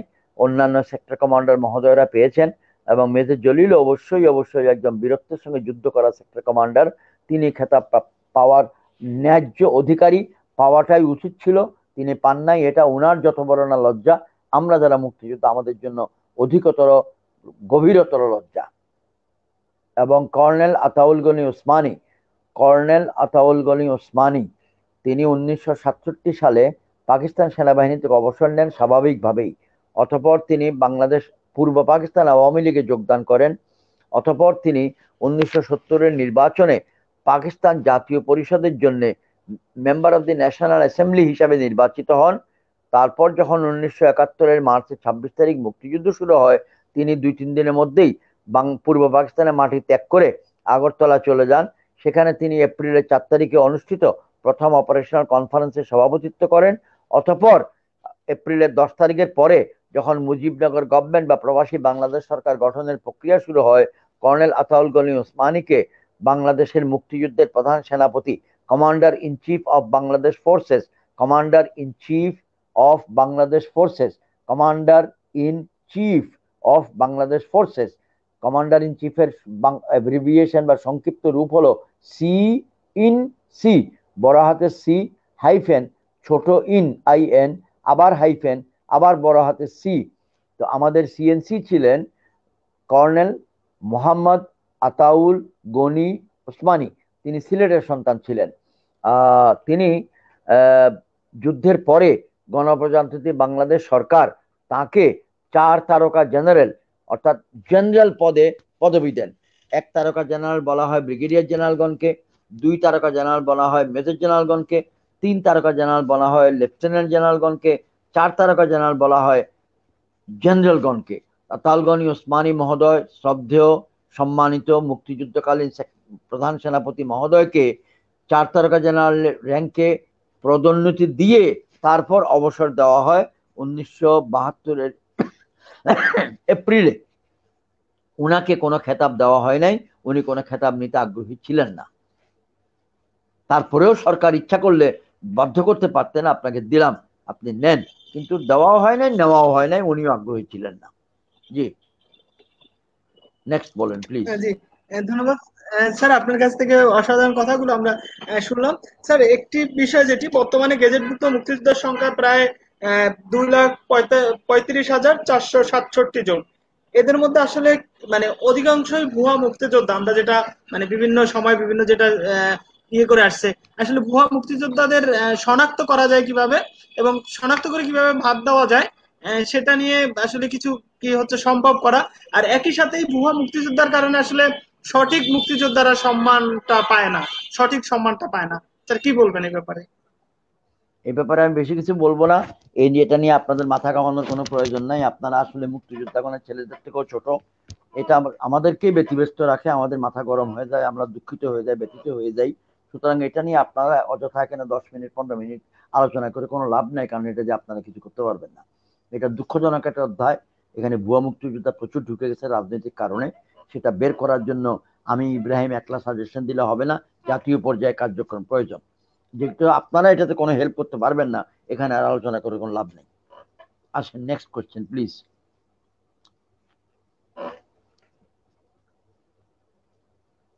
আপনি যেই মানে রাজনৈতিক দলটি খুললেন এবং জাতির একটি সংকট মুহূর্তে সময়ে সেটি খুলেছিলেন, যেটি আপনি কথা বলেছিলেন, কিন্তু বাংলাদেশ জাতীয়তাবাদী দলের সাথে ঐক্য করার মানে ঐক্য করার চিন্তা ভাবনা কেন করলেন এবং পরবর্তীতে ঐক্য করলেন কেন স্যার? রাজনীতিতে বিভিন্ন সময় বিভিন্ন পদক্ষেপ নিতে হয়, সিদ্ধান্ত নিতে হয়। কোনো সময় কোনো একটি দল একলা চলে, কোনো সময় কোনো একটি দল যৌথভাবে চলে, অনেককে সঙ্গে নিয়ে চলে। আমরা যেহেতু আকৃতিতে ছোট, আমরা একলা চললেও পারি, আমরা একলা না চললেও পারি। 2011 সালের আগস্ট সেপ্টেম্বর মাসে 2011 সালের আগস্ট সেপ্টেম্বর মাসে তৎকালীন জাতীয়তাবাদী দলের পক্ষ থেকে প্রস্তাব ছিল, আসুন আমরা বড় ছোট সব দল মিলে সরকারের বিরুদ্ধে একটি আন্দোলনমুখী জোট গড়ে তুলি এবং আন্দোলনের পরে নির্বাচনমুখী কর্মতৎপরতায় লিপ্ত হব আমরা। তখন বিএনপি পক্ষ থেকে দাওয়াত এসেছিল বিভিন্ন ছোট ছোট দলের প্রতি, যে আপনারা আসুন। আমরা কল্যাণ পার্টিও দাওয়াত পেয়েছি। আমার সামনে 3টা পন্থা খোলা ছিল। এক, আমি বলা যে আমি কল্যাণ পার্টিকে নিয়ে আপনাদের সঙ্গে বড় বৃহত্তর জোটে যাব না। আরেকটা রাস্তা খোলা ছিল যে আমি আপনাদের সঙ্গে যাব, আরেকটা রাস্তা খোলা ছিল আপনাদের সঙ্গে যাব না, আমি আওয়ামী লীগের সঙ্গে যাব। কিন্তু আওয়ামী লীগ তো তখন সরকারে, সরকারের সঙ্গে যাওয়ার তো কোনো যৌক্তিকতা নাই, আর সরকার বলবে তোমাকে স্যার আমার সরকার চলতেছে, তোমার নিয়ে লাভ কি। তো বিএনপি আমাদেরকে সাদর অভ্যর্থনা জানিয়েছে, আমরা বিএনপির সঙ্গে জোটে গিয়েছি। যেহেতু বিএনপির যে মৌলিক চিন্তা, জাতীয়তাবাদী ঘরানার চিন্তা, ধর্মীয় মূল্যবোধকে রক্ষা করার চিন্তা, সেই চিন্তার সঙ্গে বাংলাদেশ কল্যাণ পার্টির চিন্তার বহুলাংশে মিল আছে। সেজন্য বাংলাদেশ কল্যাণ পার্টি, কর্নেল অলি আহমদ বীর বিক্রম সাহেবের দল, লিবারেল ডেমোক্রেটিক পার্টি, তখনকার আমলের ন্যাপ, জেবেল গনি রহমানের চেয়ারম্যান মশিউর রহমান জাদু মিয়া সাহেবের ন্যাপ যেটা, তারা আমরা সব প্রধান, বর্তমানে মরহুম, তখনকার আমলে জীবিত জনাব শফিউল আলম প্রধান সাহেবের দল, জাতীয় গণতান্ত্রিক পার্টি বা জাকপা, আমরা সবাই মিলে সিদ্ধান্ত নিয়েছিলাম যে আমরা বিএনপির সঙ্গে জোট করব। তাই 4-5 মাস কথা বলার পর 2012 সালের এপ্রিল মাসের 18 তারিখ কাকরাইলে ডিপ্লোমা ইঞ্জিনিয়ার্স ইনস্টিটিউশনের 3 তলায় একটি সম্মেলনের মাধ্যমে তখনকার আমাদের বিএনপি চেয়ারপারসন বেগম খালেদা জিয়া 18 দলীয় জোট ঘোষণা করেছিলেন। তারিখটা হলো 18 এপ্রিল 2012। 2012 সালের 18 এপ্রিল তারিখে 18 দলীয় জোট ঘোষিত হয়েছিল, যেটা পরবর্তীতে 20 দল হয়, কয়েকদিনের জন্য 23 দল হয়েছিল, আবার 20 দলে নেমে আসছে। এখন এটা অত্যন্ত দুর্বল অবস্থায় আছে, সেজন্য আমরা এটা নিয়ে আলোচনা করতেছি না। আপনি প্রশ্ন করেছেন আমি কেন গেলাম। আমি ইব্রাহিম রাজনীতিতে এসেছিলাম 2007-এ, সক্রিয় রাজনীতিতে। আমি তখন রাজনীতির একজন নবীন ছাত্র, আমারও শেখার অনেক কিছু প্রয়োজন ছিল। আমার দলের যারা যোগদান করেছেন আমার সঙ্গে নেতাকর্মী, তাদেরও শেখার অনেক কিছু ছিল। আমরা দল ঘোষণার 12 মাসের মাথায় পার্লামেন্ট নির্বাচনে অংশগ্রহণ করেছি, আমরা অনেক ভুলভ্রান্তি করেছি। তাই আমাদের আগ্রহ ছিল যে আমরা বড় দলের সঙ্গে চলবো, তাদেরকে আমরা সহায়তা করব, আর তাদের থেকে আমরা কিছু শিখব, এবং এই নিয়তেই আমরা তাদের সঙ্গে চলেছি। অভিজ্ঞ প্রবীণ রাজনীতিবিদগণ বিএনপির নেতৃত্ব দিতেন, সুতরাং তাদের সঙ্গে চলে আমাদের একটা আনন্দ ছিল, সেজন্য আমরা ওখানে গিয়েছি। আপনি আশা করি আমার উত্তরটা পেয়েছেন এবং সন্তুষ্ট হবেন। সত্যি সন্তুষ্ট হয়েছি। স্যার আরেকটি জিনিস, যদি আপনার কল্যাণ পার্টিতে কেউ যোগদান করতে চায়, সেক্ষেত্রে আপনার মানে কিভাবে, অনেকে তো হচ্ছে যে যোগাযোগ করতে হয়তো বা বিভিন্ন সময় চায় যে যোগাযোগ করি বা যোগদান করি, তো সেই জন্য আসলে কিভাবে যোগদান করতে পারে? বা যদি অন্য অন্য অঞ্চলে কেউ চায় যে হচ্ছে যে আপনার এই রাজনৈতিক দলটিকে এগিয়ে নিতে, তো সেক্ষেত্রে তাদের প্রতি আপনার মানে কিভাবে যোগাযোগ করতে পারে বা তাদের প্রতি আপনার আহ্বান থাকবে? আমি আপনারা যাদের দ্বারা সম্ভব, আপনারা মেহরবানি করে একটা কলম হাতে নেন, মেহরবানি করে আপনারা একটা কলম হাতে নেন, মেহরবানি করে একটা কলম হাতে নেন। সেটা হলো বাংলাদেশ কল্যাণ পার্টির ঢাকা মহানগর ও জাতীয় কার্যালয়টা হচ্ছে বাড়ি নম্বর 85, ষষ্ঠ তলা সিঁড়ি দিয়ে উঠতে হয়, বেশ কষ্ট, ওখানে লিফট নাই। মসজিদ গল্লি, মানে ওই গল্লিটার মোড়ে একটা মসজিদ আছে, মসজিদ গল্লি, ঢাকা 1000, নয়াপল্টন এলাকা। বিএনপি অফিসের, নয়াপল্টন বিএনপি অফিসের 50 মিটার পূর্ব দিকে, বিএনপি অফিসের 50 মিটার পূর্ব দিকে মসজিদ গল্লি শুরু। সেই মসজিদ গল্লি দিয়ে যদি কেউ ঢোকে, 500 মিটার গেলেই বিরাট একটা বিল্ডিং, 85 নম্বর নয়াপল্টন বিল্ডিং। এই বিল্ডিং এ 4টা রাজনৈতিক দলের অফিস আছে, তার মধ্যে একটা দলের নাম বাংলাদেশ কল্যাণ পার্টি।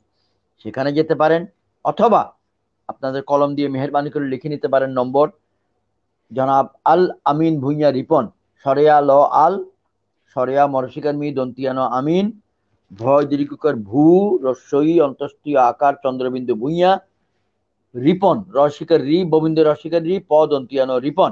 তিনি হলেন এক বাংলাদেশ কল্যাণ পার্টির যুগ্ম মহাসচিব এবং দপ্তর সম্পাদক। তার নাম্বারটা আমি আপনাদেরকে দিচ্ছি, 01845 01845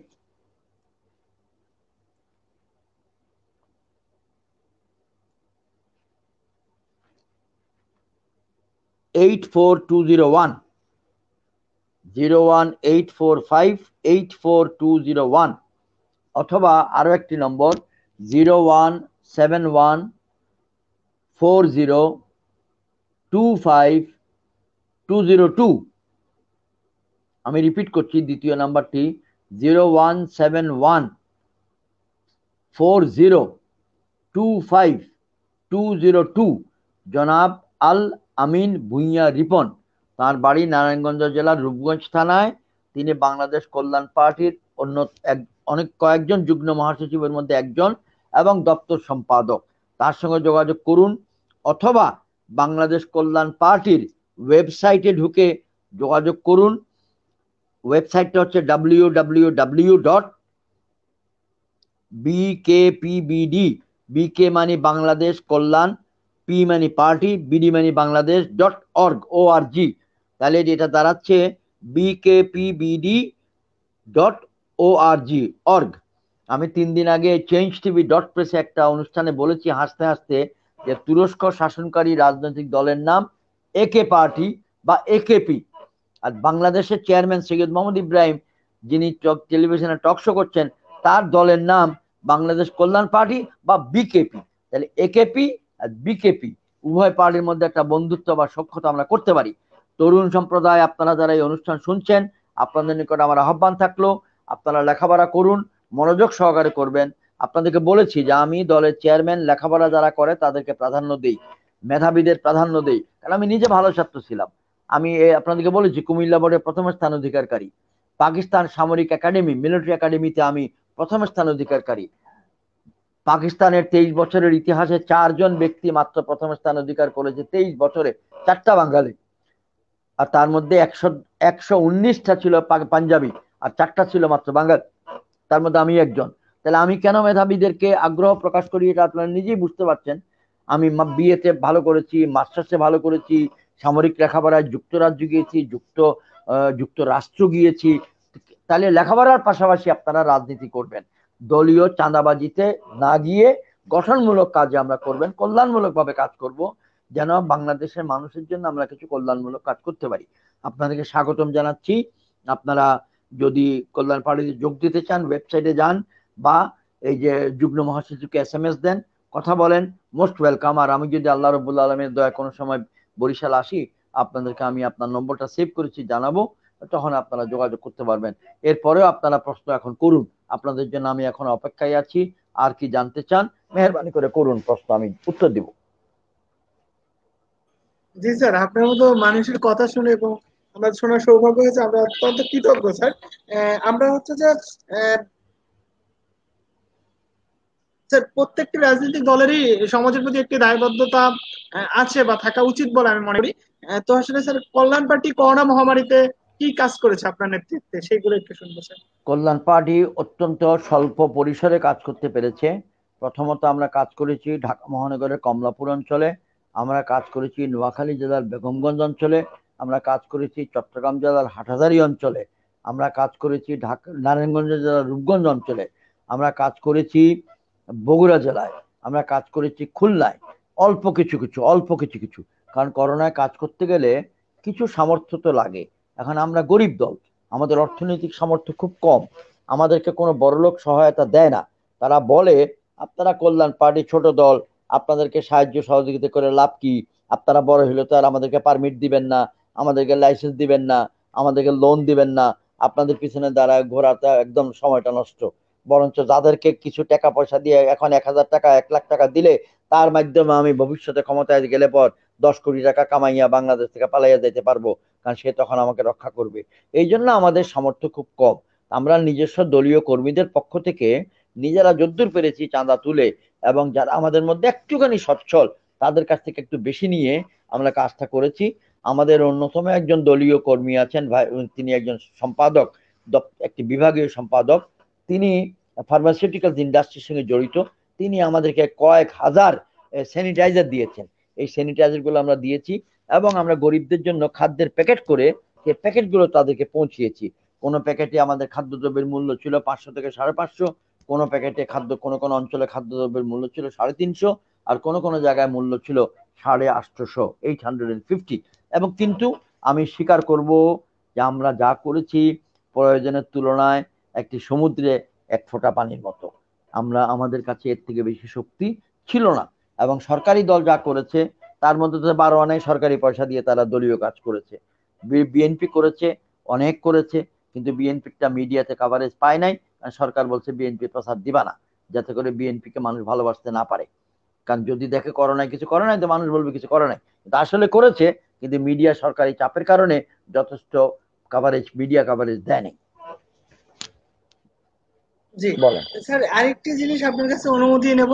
আপনার নাম্বারটি যদি আপনি বলেন তাহলে আমি হচ্ছে সে শো করব, যারা অনুষ্ঠান দেখছে তারা টুকে নিতে পারবে, যদি আপনি অনুমতি দেন বা আমি কোনো এখনই প্রশ্ন বলতেছি, থেকে আপনাকে থাকে। একবার বলেছি, আবারও বলবো, দুইবার বলবো, না স্যার, তিনবার আমি বলবো। হচ্ছে যে এই যে এইখানে ইয়ে করে দিলাম, আমাদের অনুষ্ঠানের এখানে শো করে দিলাম। 01841499499, এটা আমার নম্বর। 24 ঘন্টা খোলা থাকে। এই নম্বর বন্ধ থাকলে এটা ডাইভার্ট হয়ে আরেকখানে চলে যায়, আমি ধরি, কোনো অসুবিধা নেই। এটা হোয়াটসঅ্যাপও আছে।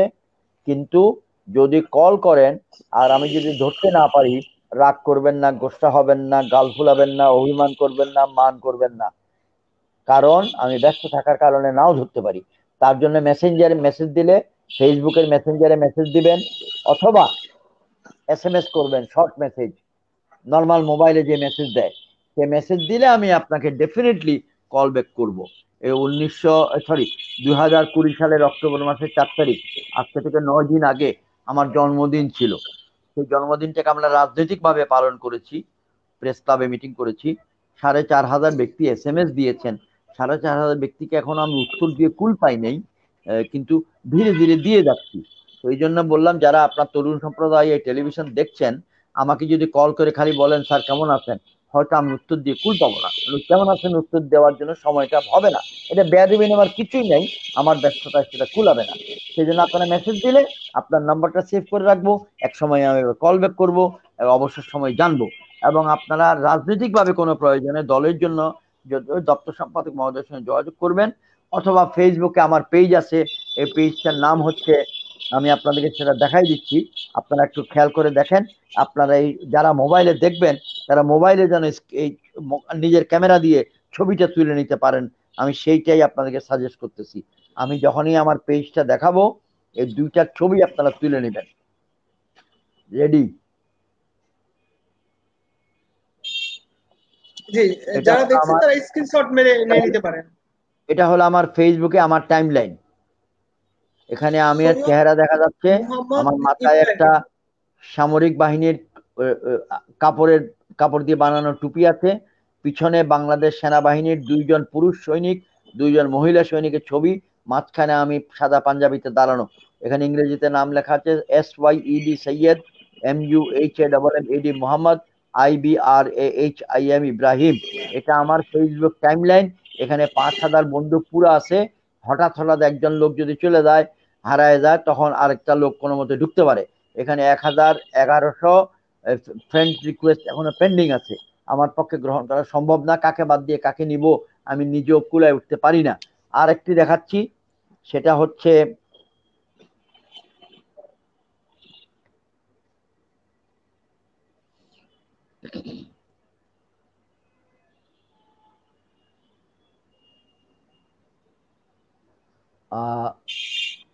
এবার দেখুন, এখানে লেখা আছে major general of Syed Mohammad Ibrahim. এখানে লেখা আছে মেজর জেনারেল মানে অবসরপ্রাপ্ত সৈয়দ মোহাম্মদ ইব্রাহিম, বীর প্রতীক বাংলা অক্ষরে লেখা। এটা হলো আমার পেজ। এখানে প্রায় 78-79 হাজার ফলোয়ার আছে বা সদস্য আছে। এখানে আমি আমার গুরুত্বপূর্ণ সব পোস্ট শেয়ার করি। আপনারা এটাতে যদি যুক্ত থাকেন, এটা আপনারা পাবেন। আর আরেকটা হচ্ছে, এটারও ছবি আপনারা যদি না নিয়ে থাকেন, নিতে পারেন। মেজর জেনারেল বাংলাদেশ, এটা মেজর জেনারেল অবসরপ্রাপ্ত সৈয়দ মোহাম্মদ ইব্রাহিম, বীর প্রতীক, এই নামের পেজ, এটা এটা ভেরিফাইড পেজ না। ভেরিফাই করার জন্য কি কি করতে হয়, সেই সময়টা আমার আর কুলায় উঠতেছে না দেখে আমি এটা করতে পারি নাই। আরেকটা আপনাদেরকে দেখাচ্ছি, এটা হলো বাংলাদেশ কল্যাণ পার্টির পেজ। বাংলাদেশ কল্যাণ পার্টির একটা পেজ আছে, সেই পেজটা আমি আপনাদেরকে এখন দেখাচ্ছি।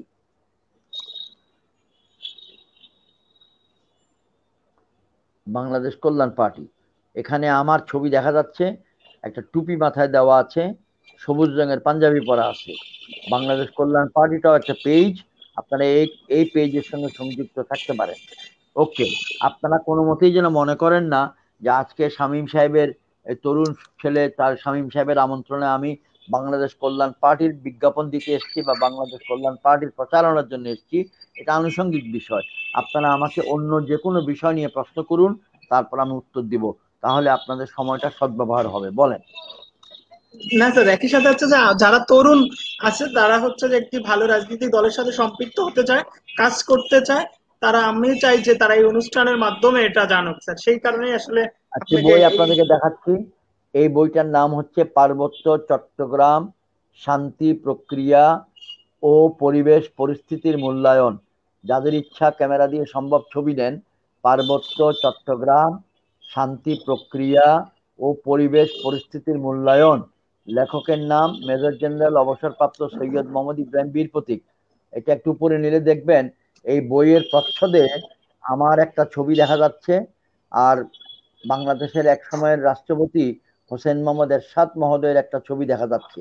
এটা কিন্তু আসলে একটা আন্তর্জাতিক ম্যাগাজিনের cover page.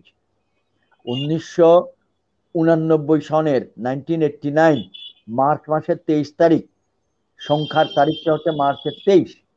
Fur Eastern Economic Review, Far Eastern Economic Review Hong Kong থেকে প্রকাশিত ম্যাগাজিনে পার্বত্য চট্টগ্রামের উপরে প্রচ্ছদ রচনা কাভার স্টোরি করেছিল। সেই কাভার স্টোরিতে প্রচ্ছদে ছবি ছিল আমার, কর্নেল সৈয়দ মোহাম্মদ ইব্রাহিমের। রাষ্ট্রপতি মহোদয়ের হুকুম ছিল ইব্রাহিমের ছবি দিবা, আমার ছবি ছোট করে দিবা। কেন? ইব্রাহিমই এই পার্বত্য চট্টগ্রামে শান্তি আনার জন্য আপ্রাণ চেষ্টা করেছে তার সৈন্যবাহিনী নিয়ে, তার অধীনস্থ অফিসার এবং সৈনিকগণকে নিয়ে। তাই ইব্রাহিম এবং তার সহকর্মীদেরকে সম্মান জানানোর জন্য আমার ছবিটাই ওই কভার প্রচ্ছদে দিয়েছে। এই বইটা দিলে আপনি বাংলাদেশের দক্ষিণ পূর্বে অবস্থিত, যেটাকে পার্বত্য চট্টগ্রাম বলা হয়, যেই পার্বত্য চট্টগ্রামের সঙ্গে ভারতের মিজোরামের বর্ডার আছে, ভারতের ত্রিপুরার বর্ডার আছে এবং মিয়ানমারের রাখাইন প্রদেশের বর্ডার আছে। এই পার্বত্য চট্টগ্রামে যে বিভিন্ন প্রায় 15-20 বছর 20-22 বছর যাবৎ বাংলাদেশ বিরোধী যুদ্ধ চলেছিল এবং 1997 সালে এসে একটি চূড়ান্ত শান্তি চুক্তি স্বাক্ষরিত হয়েছিল। সেই চূড়ান্ত শান্তি চুক্তির প্রেক্ষাপট, প্রাথমিক চুক্তিগুলো সব হয়েছিল সৈয়দ মোহাম্মদ ইব্রাহিমের আমলে। তাই এই বইটার মধ্যে ইংরেজিতে বলে ফার্স্ট হ্যান্ড অ্যাকাউন্ট, মানে ঘোড়ার মুখ থেকে শোনা, ইংরেজি বাক্য হলো হর্সেস মাউথ। এই কথাগুলো আমি এখানে লিখেছি। এই বইটা যে কোনো বিশ্ববিদ্যালয়ে যারা কনফ্লিক্ট রেজলিউশন নিয়ে পড়ে, শান্তি আনয়ন নিয়ে পড়ে, সংঘর্ষ নিরোধ নিয়ে পড়ে, শান্তি স্থাপন বা পিস বিল্ডিং নিয়ে পড়ে, তাদের জন্য এটা একটা রিকমেন্ডেড বই, সিলেবাসে তারা পড়ে। এটা বিদেশে ট্রান্সলেশন করে তারা চ্যাপ্টারগুলো নিয়েছে কিছু, সেই চ্যাপ্টারগুলো পড়ায়। কারণ এখানে একটা সফল ঘটনা যে আমরা পার্বত্য চট্টগ্রামে শান্তি এনেছি, এবং এটা সম্ভব বাংলাদেশ সেনাবাহিনীর ওই অংশ যারা খাগড়াছড়ি রাঙামাটিতে ছিল তাদের দ্বারা, এবং আমি ছিলাম তাদের অধিনায়ক। আমাকে পৃষ্ঠপোষকতা করেছেন, সাহায্য সহযোগিতা করেছেন তখনকার আমলের চট্টগ্রামের GOC major general Abdul Salam মহোদয়। আমাকে সাহায্য সহযোগিতা করেছেন তখনকার আমলের বাংলাদেশ সেনাবাহিনীর প্রধান লেফটেন্যান্ট জেনারেল মোহাম্মদ আতিকুর রহমান মহোদয়। আমাকে সাহায্য সহযোগিতা করেছেন অবশ্যই অবশ্যই অবশ্যই 3বার অবশ্যই বললাম, বাংলাদেশের রাষ্ট্রপতি হোসেন মোহাম্মদ এরশাদ মহোদয়। তাই আজকে পার্বত্য চট্টগ্রাম তুলনামূলকভাবে শান্ত, অতীতের তুলনায়। 1997 আগে সেখানে, 1990 আগে সেখানে দৈনিক ভিত্তিতে কত লোক যে নিহত হতো, কত যে সংঘর্ষ হতো, তো সেটা বলে শেষ করা যাবে না। এখন সেখানে সবচেয়ে বড় সমস্যা চাঁদাবাজি এবং গোপন তৎপরতা। বাংলাদেশের বিরুদ্ধে তারা পুনরায় যুদ্ধ করার জন্য প্রস্তুতি নিচ্ছে বলে আমি শুনতে পেয়েছি। তাই এই সমস্যাটি সম্বন্ধে যদি কেউ জানতে চায়, পলিটিক্যাল সায়েন্স পড়ে এমন ছাত্র, রাষ্ট্রবিজ্ঞানের ছাত্র বা অর্থনীতির ছাত্র বা আন্তর্জাতিক সম্পর্কের ছাত্র, তাদের জন্য এই বইটি উপকারী। আরেকটা বই আপনাদেরকে দেখাই দিই, তরুণ সম্প্রদায়। এই বইটা দেখুন, এটার নাম হচ্ছে দি ব্যাটলস অফ ইসলাম। ইংরেজিতে নাম ব্যাটলস অফ ইসলাম, বাংলা অনুবাদ হলো ইসলামের যুদ্ধগুলি। বইটা কিন্তু বাংলা ভাষায় লেখা।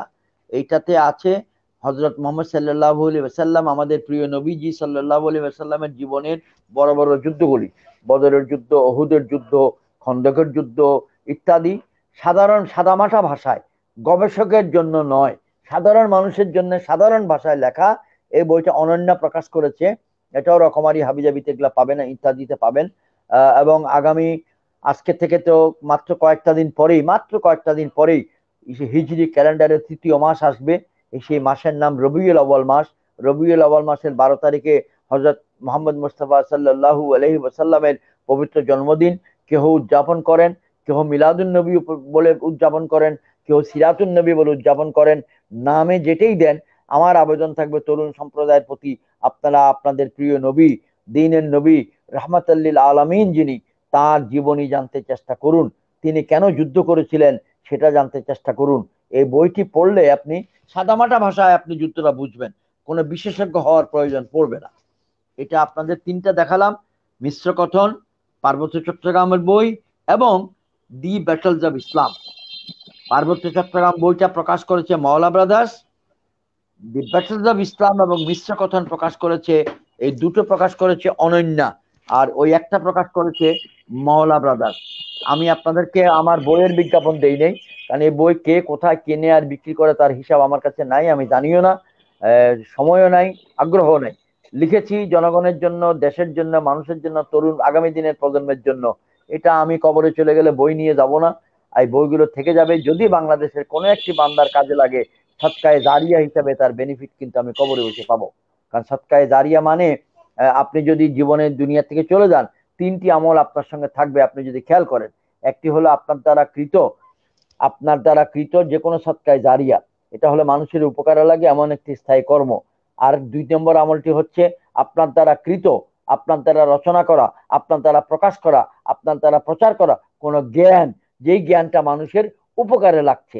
আর 3 নম্বর হচ্ছে আপনার সংসারে রেখে যাওয়া সুসন্তানের দোয়া। সুসন্তানের দোয়া, কুসন্তানের দোয়া না, এই যে মাস্তানদের দোয়া না, যারা অন্য নারীর ইজ্জত নষ্ট করছে, মানুষকে মেরে ফেলছে, তাদের দোয়া না। তো আমি এই তিনটা জিনিস, এর মধ্যে আমি কোনটা পাই, আল্লাহ আমার কপালে আমার এই রিজিকে কি রাখেন আমি তো জানি না, কিন্তু অন্তত বইগুলো রেখে গেলাম যে এর মাধ্যমে যদি একটা বান্দাও উপকৃত হয়, আমি হয়তো কবরে বসে সেই শান্তিটা পাবো। কারণ আমার হায়াত কয়দিন আছে সেটা তো আমি জানি না, এটা মহান আল্লাহ রব্বুল আলমিন মাত্র জানেন। এরপরে আপনি কি প্রশ্ন হারাই ফেলছেন বোধহয় শামীম? আপনারা না স্যার, প্রশ্নের স্যার, আপনাদের স্টক স্যার আমার শেষ। সাথে অনেক, না স্যার, না স্যার, আমার কাছে অনেক প্রশ্ন আছে। সেগুলো আমরা অনেক সময় বসে, আপনি সময় দিলে আমরা, এবং আমরা আশা করবো যে আপনি আমাদেরকে সময় দিবেন, কারণ আপনার মতো একজন শ্রদ্ধাভাজন মানুষ সবসময় পাওয়া সম্ভব না। আজকে যেহেতু পেয়েছি, আমরা আসলে আপনার কাছে অনেক বিষয়গুলো জানবো। স্যার একটি বিষয় জানবো যে হচ্ছে, আহ, আমরা দেখলাম যে ভারত আমাদের কিছুদিন আগে হঠাৎ করে মানে পেঁয়াজ বন্ধ করে দিল। তো এই যে হচ্ছে যে ভারতের সাথে বাংলাদেশের যে সম্পর্কটা, আমরা আসলে তাদেরকে অনেক বন্ধু ভাবি, বা আমরা মুক্তিযুদ্ধ থেকে এখন পর্যন্ত তাদেরকে বন্ধু ভাবেই এসেছি, কিন্তু তারা আমাদেরকে কিভাবে দেখেন, আপনার ধারণা কি এই ব্যাপারে স্যার? আমার ধারণাটা আপনারা কেউ পছন্দ করবেন না, যথাসম্ভব আর কি পছন্দ করবেন না। আর যারা আওয়ামী লীগ করেন, সেই ভাইয়েরা, সেই তরুণ ছেলেরা, তরুণ মেয়েরা, সে ওনারা তো পছন্দ একদমই করবে না। এর কারণ হলো 1971 সালে বাংলাদেশের মহান মুক্তিযুদ্ধে ভারতের সাহায্য এবং সহযোগিতা বিবিধ প্রকারের ছিল। তারা আমাদের 90 লক্ষ শরণার্থীকে আশ্রয় দিয়েছে। ভারতের প্রদেশ নাম পশ্চিমবঙ্গ, ভারতের প্রদেশের নাম ত্রিপুরা রাজ্য, ভারতের প্রদেশের নাম মেঘালয়। তারা আমাদের মানুষকে সাহায্য দিয়েছে, সহযোগিতা দিয়েছে, শরণার্থীদেরকে। ভারত সরকারের হুকুমে আমাদেরকে ভারতীয় সামরিক বাহিনী প্রশিক্ষণ দিয়েছে, আমাদের গেরিলাদের ভারতীয় অস্ত্রশস্ত্র দিয়েছে, খাদ্য দিয়েছে, আমাদের পোশাক দিয়েছে, আমাদের গোলাবারুদ দিয়েছে, আমাদের রেশন দিয়েছে। ভারত সরকার কেন্দ্রীয়ভাবে মুক্তি বাহিনীর বা প্রবাসী সরকারকে সাহায্য সহযোগিতা করেছে। ভারতীয় প্রধানমন্ত্রী ইন্দিরা গান্ধী মহোদয় পৃথিবীব্যাপী অভিযান চালিয়েছেন বাংলাদেশের পক্ষে। কথাগুলো শুনতে মজা লাগে নাই? তাহলে আমি কেন বললাম যে আমার কথাটা আপনাদের পছন্দ হবে না? বললাম এই কারণে যে ওনারা আমাদের প্রতি, আমরা ওনাদের প্রতি কৃতজ্ঞ, এটাই স্বাভাবিক। কিন্তু কৃতজ্ঞতার একটা সীমারেখা যদি না থাকে, 49 বছর পরেও যদি বলে যে আমরা আমাদের কৃতজ্ঞতা দেখাতে ব্যর্থ হচ্ছি, তাহলে আমাদের মনে কষ্ট লাগবে। আমি আপনাদেরকে একটা সুন্দর উদাহরণ দিয়ে দেখাই। দেখুন আমার হাতে কিন্তু এটা একটা রাবার ব্যান্ড দেখা যাচ্ছে ক্যামেরায়, শামিম? এই যে রাবার জি স্যার, ব্যান্ডটা, আমি দেখছি। জি আচ্ছা, স্যার, এই জি স্যার, এই জি রাবার স্যার, ব্যান্ডটা অবশ্যই। ইলাস্টিক। এই রাবার ব্যান্ডটা ইলাস্টিক, এটা দিয়ে টাকার বান্ডিল জি স্যার। বাঁধবেন, এটা দিয়ে বই বাঁধবেন, এটা দিয়ে লিফলেট বাঁধবেন, উম, এটা দিয়ে অনেকে মাথার পিছনে লম্বা চুল থাকলে চুলের ঝুঁটি বাঁধবে। এই ইলাস্টিকটাকে যদি আপনি টানেন, এদিকে টানতে থাকেন, আপনি এরকম টানতে থাকেন, দেখুন আমি টানছি তো টানছি তো টানছি তো টানছি তো টানছি, একদিক দেখাই, টানছি তো টানছি তো টানছি তো টানছি, এখন পর্যন্ত এটা ছিঁড়ে নাই, টানছি তো টানছি, এই ছিঁড়ে গেল। মানে হলো ইলাস্টিকেরও একটা সহ্য ক্ষমতা আছে। আপনার বাড়ির যারা কাজের ছেলে, আমরা পেপারে পড়ি, বাড়ির কাজের গৃহকর্ত্রী ভদ্র মহিলারা অনেক সময় কাজের বাচ্চাগুলাকে অত্যাচার করে, এ, গরম খুন্তি দিয়ে গায়ে দাগ দিয়ে দেয়, চুল পরাইয়া দেয়, মাথা কামাইয়া দেয়, অবর্ণনীয় বর্বর শাস্তি দেয়, এটা পেপারে আসে। তারপর তাদের ধরা হয়, তারা শাস্তি পায়, তারা জেলে যায়। অর্থাৎ ওই বাচ্চাটাও কোনো না কোনোদিন বিদ্রোহ করে, চিৎকার দিয়ে কাঁদে ওঠে, প্রতিবেশী জানে, প্রতিবেশী পুলিশে খবর দেয়, বাড়ি এলাকায় এসে ধরে। এটা দিয়ে বোঝাতে চাচ্ছি যে প্রত্যেক জিনিসের একটা সহ্য ক্ষমতা আছে। তো বাংলাদেশের মুক্তিযুদ্ধের কারণে আমরা যে ভারতের প্রতি কৃতজ্ঞ, তারও একটি সহ্য ক্ষমতা বা সীমারেখা আছে। এই সীমারেখাটার উপর যদি বেশি চাপ দেন, এই ইলাস্টিসিটির উপর যদি বেশি ডিমান্ড দেন, তাহলে এটা এক সময় ভেঙে যাবে। এখন ভেঙে যাওয়ার সময় এসছে। কৃতজ্ঞতার বহিঃপ্রকাশ স্বরূপ গত 13 বছর যাবৎ বর্তমান রাজনৈতিক সরকার ভারত যা চেয়েছে তাই দিয়েছে। ভারতের পক্ষ থেকে এখন পাওয়ার মতো আর বেশি কিছু বাকি নেই, অথচ আমাদের পক্ষ থেকে পাওয়া চাওয়া এখন অনেক বাকি। ভারত বা ভারতপন্থী মনোভাবাপন্ন রাজনীতিবিদগণ বাংলাদেশে ভারতপন্থী ছাত্র সংগঠনগুলি বলেই যাবে, ভারতের বিরুদ্ধে কিছু বললেই ক্ষিপ্ত হয়ে যায়, রেগে যায়। কিন্তু এটা রাগার কোনো জিনিস না, এটা হচ্ছে আমার দেশের স্বার্থ আমাকে আগে দেখতে হবে। বর্তমান রাজনৈতিক সরকার গত 12 মাস মাত্র একটু আচরণ ভিন্ন করছে, মনে হচ্ছে নিয়ন্ত্রণে নিচ্ছে। এবং ভারত আমাদের সঙ্গে এরকমই করে, গঙ্গার পানি নিয়ে এরকম করে, তিস্তার পানির চুক্তি এখনো করে নাই, আমাদের মানুষকে সীমান্তে হত্যা করে। এবং আমাদের এখানে কিছু ব্যক্তি আছে ভারতের সঙ্গে কণ্ঠ মিলাইয়া বলে আমাদের লোক গোলার দোষ, ভারত আর কি করবে না মাইরিয়া। এটা আমাদের কপাল খারাপ যে এরকম লোক আছে। তাহলে ভারতের সঙ্গে আমাদের কি সম্পর্ক হওয়া উচিত? ভারত আমাদের নিকটতম প্রতিবেশী। সৈয়দ মোহাম্মদ ইব্রাহিম যদি কোনোদিন সরকারি দায়িত্ব পায়, কোনোদিন নির্বাচিত জনপ্রতিনিধি হয়ে ক্ষমতায় যেতে পারে মহান আল্লাহর দয়ায়, ভারতের সঙ্গে আমাদেরকে একটি ভারসাম্যমূলক সম্পর্ক রাখতে হবে। বেশি কাছেও যাব না, বেশি দূরেও যাব না, প্রতিবেশীর সঙ্গে সুসম্পর্ক রাখতে হবে। প্রতিবেশীর সঙ্গে সুসম্পর্ক রাখাটা খুব কঠিন কাজ। একটা বিছনায় আপনারা যারা মধ্যবিত্ত পরিবারের ছেলে, আমি তো মধ্যবিত্ত পরিবারের ছেলে ছিলাম, এখনো মধ্যবিত্ত পরিবার, আমি উচ্চবিত্ত হতে পারি নাই, আমার 10-12টা গাড়ি নেই, আমার ব্যাংক অ্যাকাউন্টে লাখ লাখ টাকা জমা নাই, আমার একটা সরকারি প্লটের বাইরে কোনো এক খণ্ড এক সুতা জমিও নাই, আমার আগ্রহও নাই, আমার কোনো ইন্ডাস্ট্রি নেই, তা আমি মধ্যবিত্ত না তো আর কে মধ্যবিত্ত হবে? আমি যেটা আপনাদের বলছি, আমাদের ঘরে আমরা ডাবলিং করি, ইউনিভার্সিটি হলগুলোতে ছাত্ররা ডাবলিং করে, ট্রিপলিং করে, আমাদের আমলেও ডাবলিং ছিল। আর আমি তো সে মধ্যবিত্ত ঘর থেকে আসছি, ডাবলিং করতে অভ্যস্ত। আমি আর আমার ইমিডিয়েট ছোট ভাই এক বিছনায় থাকতাম। এক বিছনায় থাকলে আপনার হাতের সঙ্গে তার হাত লাগবে, আপনার গায়ের সঙ্গে তার গা লাগবে, দুই ভাইয়ে মাঝে মধ্যে গল্প করতে করতে ঘুমাবেন, মাঝে মধ্যে কনুই দিয়ে গুটাগুটি করতে ঘুমাবেন, মাঝে মধ্যে চিমটা চিমটি করতে করতে ঘুমাবেন এক ভাই আরেক ভাইয়ের সঙ্গে। এটা ছোটকালে আমি করেছি। আমি বড় ছিলাম, আমার বাবা বা অথবা আমার মা এসে আমাকে মাইর লাগাইতো যে তুই ওকে মারছিস কেন। এটা বড় হওয়ার একটা লাইবিলিটি, কিছু করার নেই। এখন ভারতে যদি বড় ভাই হয়, আমরা একই বিছনায় শুইতেছি, চায়নার সঙ্গে আমাদের বর্ডারের দূরত্ব আছে মেলা, পাকিস্তানের সঙ্গে আমাদের বর্ডারের দূরত্ব 1000 মাইল, মায়ানমারের সঙ্গে আমাদের বর্ডার একদম মিলে গেছে, ভারতের সঙ্গে বর্ডার একদম মিলে গেছে, এখানে কোনো গ্যাপ নাই। তাহলে গ্যাপ যদি না থাকে, এখানে এটা লেগেই থাকবে, ঘষাঘষি হবেই। এই ঘষাঘষি থেকে বিরোধীয় সম্পর্ক সৃষ্টি হয়, এখানে আমাদের সাবধান থাকতে হবে। তাই আমি বলবো ভারত যেন বাংলাদেশের সঙ্গে সৌজন্যমূলক ভারসাম্যমূলক আচরণ করে, আমরাও ভারতের সঙ্গে সৌজন্যমূলক ভারসাম্যমূলক আচরণ করব। ভারতীয় আকাশ সংস্কৃতি বাংলাদেশের আকাশ সংস্কৃতিকে খেয়ে ফেলতেছে। ভারতীয় ঈদের বাজার বাংলাদেশের ঈদের বাজারকে খেয়ে ফেলতেছে। ভারতীয় গরু আমাদের গরুর বাজার খেয়ে ফেলছিল। আল্লাহ সারাইছে গত 24 মাস যাবৎ বাংলাদেশিদের প্রচেষ্টার কারণে এখন আমরা এটার থেকে কিছুটা রক্ষা পাচ্ছি। বাংলাদেশের ডেইরি ফার্মের মালিকেরা, বাঙালি গরুর উৎপাদনকারীরা কোরবানির সময় আমাদের চাহিদা মিটাইতে পারতেছে। তাহলে আমরা যদি চেষ্টা করি, আমরা আমাদের সারি দিয়ে মেয়েদের বিয়ে দিতে চেষ্টা করব।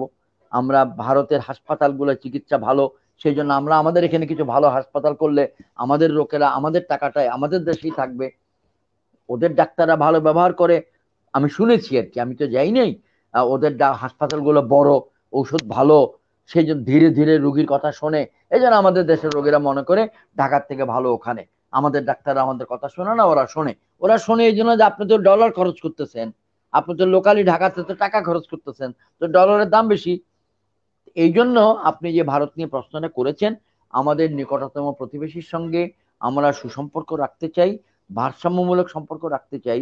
এবং আপনারা যারা তরুণ সম্প্রদায়, আপনাদেরকে আবেদন রাখবো, আমরা ভারতের প্রতি কৃতজ্ঞ, এটা মাথায় রাখবো। কিন্তু মুক্তিযুদ্ধটা আমাদের যুদ্ধ ছিল, মুক্তিযুদ্ধ আমাদের যুদ্ধ ছিল। আমি তৃতীয়বার এবং শেষবার বলবো, মুক্তিযুদ্ধ আমাদের যুদ্ধ ছিল। 9 মাস সময়ের মধ্যে 8.5 মাস সময় রণাঙ্গনে যুদ্ধ করেছি আমরা। সর্বশেষ 13 দিন যুদ্ধ করেছে ভারতীয় সামরিক বাহিনী। তারা বাংলার মাটিতে রক্ত দিয়েছে, আমরা কৃতজ্ঞ। তারা বাংলার মাটিতে জখম হয়েছে, আমরা কৃতজ্ঞ। তাদেরকে সম্মান জানাবো। স্যার, আমি এই জায়গায় একটু জানতে চাইবো যে যদি ভারত আমাদের শেষের 13 দিন যুদ্ধ না করতেন, তাহলে আমাদের পক্ষে আসলে কতদিনের যুদ্ধটা মানে শেষ করা সম্ভব ছিল, বা আমাদের পক্ষে কি সম্ভব ছিল যে আমাদের তাদের সহযোগিতা ছাড়াই আমরা ওই শেষের 13 দিন সহযোগিতা ছাড়াই আমরা হচ্ছে যে মানে যুদ্ধ জয়লাভ তাদের করা? প্রত্যক্ষ সহযোগিতা ব্যতীত রণাঙ্গনে তারা যদি আমাদের পাশে এসে যুদ্ধ না করতো, কিন্তু আমাদেরকে যেরকম সহায়তা 9 মাস ব্যাপী দিয়েছে, অস্ত্র দেওয়া, গোলা বারুদ দেওয়া, চিকিৎসা দেওয়া, শরণার্থীদের সাহায্য করা, কাপড় চোপড় দেওয়া, এটা যদি অব্যাহত রাখতো, তাহলে আমরা পারতাম। 9 মাসে পারতাম না, দীর্ঘ সময় লাগতো। তাদেরা রণাঙ্গনে এসে আমাদের সঙ্গে যুদ্ধ করাটা, তারাই চেয়েছে যুদ্ধটা যেন তাড়াতাড়ি শেষ হয়। বিভিন্ন রণকৌশলগত কারণে, ভূ রাজনৈতিক কারণে তারা এটা চেয়েছিল। সুতরাং আমি মনে করি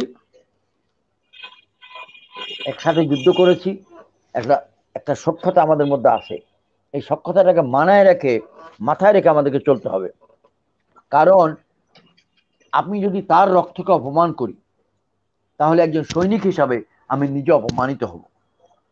কিন্তু ওই যুদ্ধ করার কারণে ভারতীয় সংস্কৃতিতে, ভারতীয় প্রবন্ধে, ভারতীয় ম্যাগাজিনে, ভারতীয় সিনেমায়, ভারতীয় পত্রিকার কলামে যদি এটা প্রচার করা হয় যে এটা ছিল পাকিস্তান ও ভারতের যুদ্ধ এবং এই যুদ্ধের ফলশ্রুতিতে বাংলাদেশ নামক একটি রাষ্ট্র সৃষ্টি হয়েছে, তাহলে আমাকে অপমান করা হচ্ছে, আমার যুদ্ধকে অপমান করা হচ্ছে, আমার দেশের মানুষকে অপমান করা হচ্ছে। এখন থেকে 9-8 বছর আগে একটা সিনেমা বাইর হয়েছিল ভারতে, সিনেমাটার নাম গুন্ডে, গরসুকর গু দন্তীয় 9 একার। এই গুন্ডে সিনেমাতে ঠিক এইরকম জিনিসই দেখানো হয়েছে। তার প্রতিবাদে সৈয়দ মোহাম্মদ ইব্রাহিম কলাম লিখেছে, 2-3 বছর পর পর কলামটা রিপ্রিন্ট করা হয়েছে, আমি বারবার দিয়েছি। আমাদের যুদ্ধ এটা। আরো অনেক ব্যক্তি এর প্রতিবাদ করে লিখেছেন। কিন্তু আমাদের দুঃখজনক বক্তব্য, আমাদের টিভি চ্যানেলগুলো ভারতে দেখা কত কষ্টকর আপনি দেখেন, অলমোস্ট অসম্ভব। আর তাদেরগুলো আমাদের এখানে ফ্রি। আমাদের মহিলারা ভারতীয় টিভি চ্যানেল ছাড়া শান্তি পাচ্ছেন না, আর আমাদের চ্যানেলগুলো ভারতীয় মহিলারা দেখতে পাচ্ছেন না। তাহলে আমাদের উন্নতিটা কম হচ্ছে সংস্কৃতিতে, আমরা তাদের সংস্কৃতিতে তারা প্রভাবান্বিত হয়ে যাচ্ছি। ওকে, নেক্সট প্রশ্ন যদি থাকে। স্যার, কল্যাণ পার্টি কি সারা দেশব্যাপী ছড়িয়ে দিতে আসলে কি পরিমাণ সময় লাগতে পারে, এবং সেই হিসাবে আপনার পরিকল্পনা কি কল্যাণ পার্টি নিয়ে দীর্ঘ পরবর্তী লাইনে? করোনা কালে একটা উপকার হয়েছে, করোনার সময় একটা উপকার হয়েছে যে করোনার সময় যে আমি যেহেতু অ্যাভেলেবল ছিলাম, আমি ব্যক্তিগতভাবে লেখাপড়াতে মন দিতে পেরেছি, আবাদত বন্দেগীতে মন দিতে পেরেছি। আর মানুষ যোগাযোগ করার সময় পেয়েছে, প্রত্যেকেই যার যার বাড়িতে বসেছিল, অন্য কোনো কাজ ছিল না, ফোনে ফোনে ফোনে ফোনে মেসেঞ্জারে কথা বলেছে বারবার কল্যাণ পার্টি নিয়ে। তো প্রচুর সংখ্যক লোক কল্যাণ পার্টিতে যোগদান করেছে ইতিমধ্যে, আর করার জন্য আরো প্রক্রিয়া চলতেছে। কিন্তু প্রকাশ্যে অনেক লোককে দেখানো সম্ভব না, করোনার সময় স্বাস্থ্যবিধি মেনে বড় রকম ফাংশন করা ঠিক না। তো আমরা সারা বাংলাদেশে ছড়াই দিতে গেলে এইটা আমাদের 10 থেকে 15 বছর লেগে যাবে। কিন্তু এখন 10 থেকে 15 বছর সময়ের জন্য 15 দিনে কাজটা করা যায় না। যে কোনো একটা জিনিসের স্বাভাবিক প্রবৃদ্ধি আছে, এই স্বাভাবিক প্রবৃদ্ধি থেকে 10 থেকে 15 বছরে আমরা সারা বাংলাদেশে আমাদের কর্মকাণ্ড ছড়াইতে পারবো। এর জন্য দরকার তরুণ সম্প্রদায়কে যারা কাজ করবে, মেধাবী সম্প্রদায়কে যারা কাজ স্যার, করবে, এখানে কি এবং কিছু লোক ছাত্রদের যারা কোনো ইয়ে আছে, মানে ছাত্র সংগঠন আছে কল্যাণ পার্টি? ছাত্র প্রত্যেকটা সংগঠন আছে, সংগঠনের? বাংলাদেশ কল্যাণ পার্টি ছাত্র সংগঠন আছে, কিন্তু এই মুহূর্তে সেটা দুর্বল অবস্থায় আছে। এবং ছাত্র সংগঠনকে পরিচালনা করতে অনেক অর্থ সহায়তা দিতে হয়। আমরা সেই অর্থ সহায়তা দিতে কিছুদিন অপারগ ছিলাম। আর ছাত্রদেরকে যদি অর্থ সহায়তা না দিই বিভিন্ন কাজে, তখন তারা চাঁদাবাজিতে লিপ্ত হয়ে যায়। এটা হলো ছাত্র রাজনীতির একটা অপকারিতা বা ডিসঅ্যাডভান্টেজ। আবার ছাত্র রাজনীতির উপকারিতা হইল যে তারা তরুণ, তারা দৌড়াতে পারে, তারা করতে পারে। সেই জন্য ছাত্ররা বাংলাদেশ কল্যাণ পার্টি ছাত্র সংগঠনে না এসে যুব সংগঠনেও আসতে পারে, কারণ তারা তো ছাত্র হইলেও যুবক তো বটেই, তারা তো যুবক না হয়ে ছাত্র হয় নাই। সেজন্য আমি আপনাদের জন্য রাস্তা খোলা রেখেছি। আপনারা যোগাযোগ করলে সেই উত্তরটা পাবেন। আপনারা 10 জন 15 জন 20 জন একখানে হলে আমাদের দপ্তর সম্পাদকের সঙ্গে যোগাযোগ করেন, আমরা আপনাদেরকে একটা কমিটি করে দেবো। সেই কমিটি আপনারা কাজ করা শুরু করতে পারবেন ইনশাল্লাহ। আমার সিগনেচারে কমিটি হবে, কাজ করবেন। খালি আবেদন, অনৈতিক কাজে যাবেন না, চাঁদাবাজিতে যাবেন না। অনৈতিক কাজ এবং চাঁদাবাজি এই দুইটার থেকে আমরা দূরে থাকতে চাই। আমরা পরিবর্তনের জন্য রাজনীতি করি, বাংলাদেশের রাজনীতিতে গুণগত পরিবর্তন আনতে চাই। আমার জীবনে হায়াতে আমি দেখে যেতে পারি বা না পারি, সংগ্রামটা করতে হবে। জি জি জি স্যার, আপনার কাছ থেকে মানে অনেক মূল্যবান কথা শুনলাম। স্যার আরেকটি জিনিস জানবো যে সমসাময়িক সময় নারী হচ্ছে যে আমরা আসলে তিনটা সেক্টরে আলোচনাটা ভাগ করেছিলাম, মুক্তিযোদ্ধা এবং কল্যাণ পার্টি। আরেকটি বিষয় হচ্ছে যে সমসাময়িক রাজনীতি। আমরা সমসাময়িক রাজনীতি নিয়ে কথা বলবো। স্যার হচ্ছে যে বর্তমান সময় হচ্ছে যে নারী ও শিশু সহিংসতা নিয়ে আমরা হচ্ছে পেপার পত্রিকা এবং সব জায়গায় হচ্ছে যে শুনতে পাই। তো আসলে এটার বন্ধের প্রাকৃতিক উপায় কি, মানে কিভাবে আসলে বন্ধ করা যেতে পারে? এটা বন্ধ করার জন্য আমাদের 1 নম্বর কাজ হলো, আমি নৈতিকভাবে ছাত্র এবং তরুণ যারা এই ধর্ষণ বিরোধী আন্দোলন করছে, রাজপথে কষ্ট করছে, তাদেরকে নৈতিক সমর্থন দিয়েছি। Change TV dot press, change TV ইংরেজিতে বানানটা লিখে নিতে পারেন, CHANGE, চেঞ্জ মানে পরিবর্তন, চেঞ্জ একসাথে টিভি একটা ফুল স্টপ, আবার প্রেস PRESS মানে ছাপাখানা। তো চেঞ্জ টিভি ডট প্রেস একটা ইন্টারনেট ভিত্তিক টেলিভিশনের নাম, এবং সেই ইন্টারনেট ভিত্তিক টেলিভিশনে আমি প্রত্যেক সপ্তাহে 1বার বা 2বার করে প্রোগ্রাম করি। একটা প্রোগ্রামটার নাম হচ্ছে দ্বিমত। দ্বিমত মানে হচ্ছে মতের পার্থক্য, দয় বড় শিকার মত। সেখানে আমি বক্তব্য রেখেছি।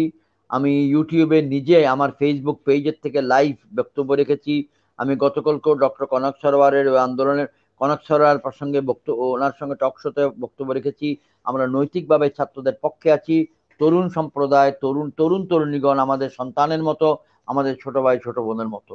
তারা আগামী দিনের বাংলাদেশ, তাদের এই আন্দোলন সফল হোক শান্তিপূর্ণভাবে, কোনো প্রকার গোলযোগবিহীন ভাবে, অরাজনৈতিক অশান্তিপূর্ণ কোনো কাজ যেন তারা না করে, নাশকতায় যেন সাবধান থাকে, যেন নাশকতামূলক কোনো কাজ না হয়।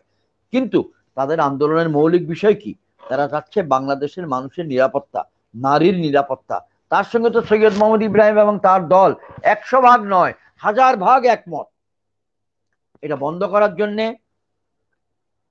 রাজনৈতিক দলগুলি, বড় বড় দলগুলি তাদের কর্মীদেরকে, এই যারা ধর্ষণ করে, নারীর ইজ্জত হানি করে, তাদেরকে কোনো প্রকার পৃষ্ঠপোষকতা দিতে পারবে না। এটা হলো 1 নম্বর বক্তব্য। যদি খেয়াল করি পত্রিকার রিপোর্ট মোতাবেক, আমি তো আর সব ভেরিফাই করতে পারি নাই, পত্রিকার রিপোর্ট মোতাবেক দেখবেন ইদানিং কালের যতগুলো বড় বড় ধর্ষণের ঘটনা ঘটছে, এর সঙ্গে সরকারি বা ক্ষমতাসীন রাজনৈতিক দলের কোনো না কোনো সংগঠনের কর্মীবৃন্দ, নেতাবৃন্দ জড়িত। তাহলে তাদেরকে পৃষ্ঠপোষকতা করা বন্ধ করতে হবে। 2, বিচারের প্রক্রিয়াটা সংক্ষিপ্ত করতে হবে, 1 সপ্তাহ 2 সপ্তাহ 3 সপ্তাহ 4 সপ্তাহ মেয়াদের মধ্যে শেষ করতে হবে। 3, সাক্ষ্য গ্রহণের প্রক্রিয়াকে ত্বরান্বিত করতে হবে, সাক্ষ্য আইনকে সংশোধন করতে হবে। 4, মেডিকেল টেস্টের প্রক্রিয়াকে সংশোধন করতে হবে, সংক্ষিপ্ত করতে হবে। চূড়ান্তভাবে দ্রুত বিচার ট্রাইব্যুনাল যেন 4 থেকে 5 সপ্তাহের মধ্যে রায় দিয়ে দিতে পারে, এবং রায়টি বাংলাদেশের জন্য ব্যতিক্রমী ভাবে চেষ্টা করতে হবে প্রকাশ্যে বাস্তবায়নে। ফাঁসি যদি হয় ফায়ারিং স্কোয়াডে দেন, অথবা শরিয়া আইন মোতাবেক মাটিতে অর্ধেক গর্ত করে পাথর মেরে হত্যা করেন, দেখবেন বাংলাদেশ থেকে ধর্ষণ কমে যাবে। এসিড নিক্ষেপ করে যারা তরুণীদেরকে মারত, সেই এসিড নিক্ষেপ তো কমে গেছে, কারণ আপনি জোরালো ভাবে তাদেরকে ধরতে পারছেন, শক্তভাবে তাদের উপরে আপনি শাস্তি দিয়েছেন। তাহলে এরকম যদি শরিয়া ভিত্তিক আইন করেন, বা শরিয়া ভিত্তিক আইনের বাইরে বাংলাদেশে ফাঁসির মঞ্চে ওপেন ফাঁসি দেন, ময়দানে ফাঁসির কাষ্ঠ বানাইয়া তাকে সেখানে ফাঁসি দেন, লোকে দেখুক। অথবা সৌদি আরবের মতো প্রকাশ্য ময়দানে তার চোখ বাইন্দা জল্লাদ ডেকা তরবারি হাতে দেন, তারপরে বলেন তোমার শাস্তি মৃত্যুদণ্ড কার্যকর করা হইল, ধম, এক কোপে তরবার দিয়ে কল্লাটা ফালাই দিবেন। এই দৃশ্য যখন টেলিভিশন ইন্টারনেটে দেখবে, আর কোন বান্দা ওই দুষ্টামি করবে না। প্যান্টের বেল্টের নিচে তাকে আল্লাহ তাআলা যে অঙ্গ দিয়েছে তার অপব্যবহার সে করবে না। জি এটাতে রাজনৈতিক সদিচ্ছা দরকার, তরুণ সম্প্রদায়ের সাংগঠনিক শক্তি দরকার, অন্য লোককে বুঝাতে হবে, এবং সর্বোপরি যেটা কথা অনেকেই পছন্দ করে না, নৈতিক শিক্ষার উপর গুরুত্ব দিতে হবে। নৈতিক শিক্ষা, আধুনিক শিক্ষা মানে কিন্তু অনৈতিক শিক্ষা না। আমরা বাংলাদেশের শিক্ষা ব্যবস্থা থেকে নৈতিক শিক্ষাটা তুলে দিয়েছি, ধর্মীয় মূল্যবোধকে তুলে দিয়েছি। আমরা এই ধর্মীয় মূল্যবোধ, যার ধর্ম তার মূল্যবোধ, প্রত্যেক ধর্মেই নারীর ইজ্জতের গ্যারান্টি দেওয়া আছে, কিন্তু আমরা তো ধর্মও মানি না, ধর্মের শিক্ষাটাও মানতে চাই না। কেন? আমি নিরপেক্ষ, আমি আধুনিক, আমি সেকুলার, স্যার, আমি আমি সেই। বলেন। স্যার বর্তমানে যে যে একটা মানে আইন হচ্ছে যে মন্ত্রিসভা অনুমোদন দিয়েছে, যে দর্শকদের শাস্তি হচ্ছে মৃত্যুদণ্ড এবং সর্বশেষ মানে 180 দিনের মধ্যে অর্থাৎ 6 মাসের মধ্যে শেষ করতে হবে, সেই আইনটিকে কিভাবে দেখেন এবং সেটা বাস্তবায়ন বাংলাদেশের প্রেক্ষাপটে মানে কতদিন লাগতে পারে সেটা আইনটি বাস্তবায়নের জন্য? এটা সরকারের সদিচ্ছার উপর দেখা যাক কয়দিন লাগে, তবে এটা পজিটিভ স্টেপ। এটাকে আমি নিলাম যে এটা পজিটিভ ভাবে গ্রহণ করি, আমি ইতিবাচক ভাবে গ্রহণ করি, একটা অগ্রগতি তো হলো। কিন্তু এখন মৃত্যুদণ্ড পাবে যদি যখন জানবে কোনো একজন ধর্ষক যে আমি যদি ধর্ষণটা করি আর এই মেয়েটা যদি নালিশ দেয় আর এটার বিচারে তো আমার মৃত্যুদণ্ড হবে, তাহলে সে সম্ভাবনা আছে যে ওই ধর্ষণ করার পর ওই মহিলাকে হত্যা করবে। কেন হত্যা করবে? তাহলে আর ওর বিরুদ্ধে মামলাই হবে না, হবে হত্যা মামলা। হত্যা মামলা প্রমাণ করা মুশকিল, কারণ কোনো সাক্ষী পাওয়া যাবে না। এটার একটা ডিসঅ্যাডভান্টেজ আছে। জি স্যার, স্যার মানে আমরা হচ্ছে সমসাময়িক সময়ে দেখলাম যখন হচ্ছে যে মানে আমাদের সিলেটের এমসি কলেজের ঘটনাটি যখন সোশ্যাল মিডিয়াতে আসলো, এরপরে অনেক ঘটনাগুলো আমাদের সামনে চলে আসছে। তো এখানে অনেক সমাজবিজ্ঞানীরা যেমনটা মনে করে, যে আমাদের প্রোগ্রামে এসেও বলছিলেন একজন সমাজবিজ্ঞানী, যে হচ্ছে যে আসলে অনেক এই ধরনের অপকর্ম হয়ে থাকে, কিন্তু আসলে অনেক মেয়েরা লজ্জায় বা হচ্ছে নিজেদের সম্মানের জন্য, পরিবারের সম্মানের জন্য, আমরা মানে সামাজিক জীব সেই হিসাবে অনেকগুলো ঘটনা মানে ফেসবুকে আসে না বা থানায় বলে না বা পুলিশের কাছে অভিযোগ করে না, কিন্তু এরকম অনেক ঘটনা ঘটে। আসলে এইগুলো দিয়ে হচ্ছে যে মানে যে ভিকটিম তার পরিচয়টি লুকিয়ে কি এই ধরনের এটা কি করাটা মানে কেমন মনে করেন?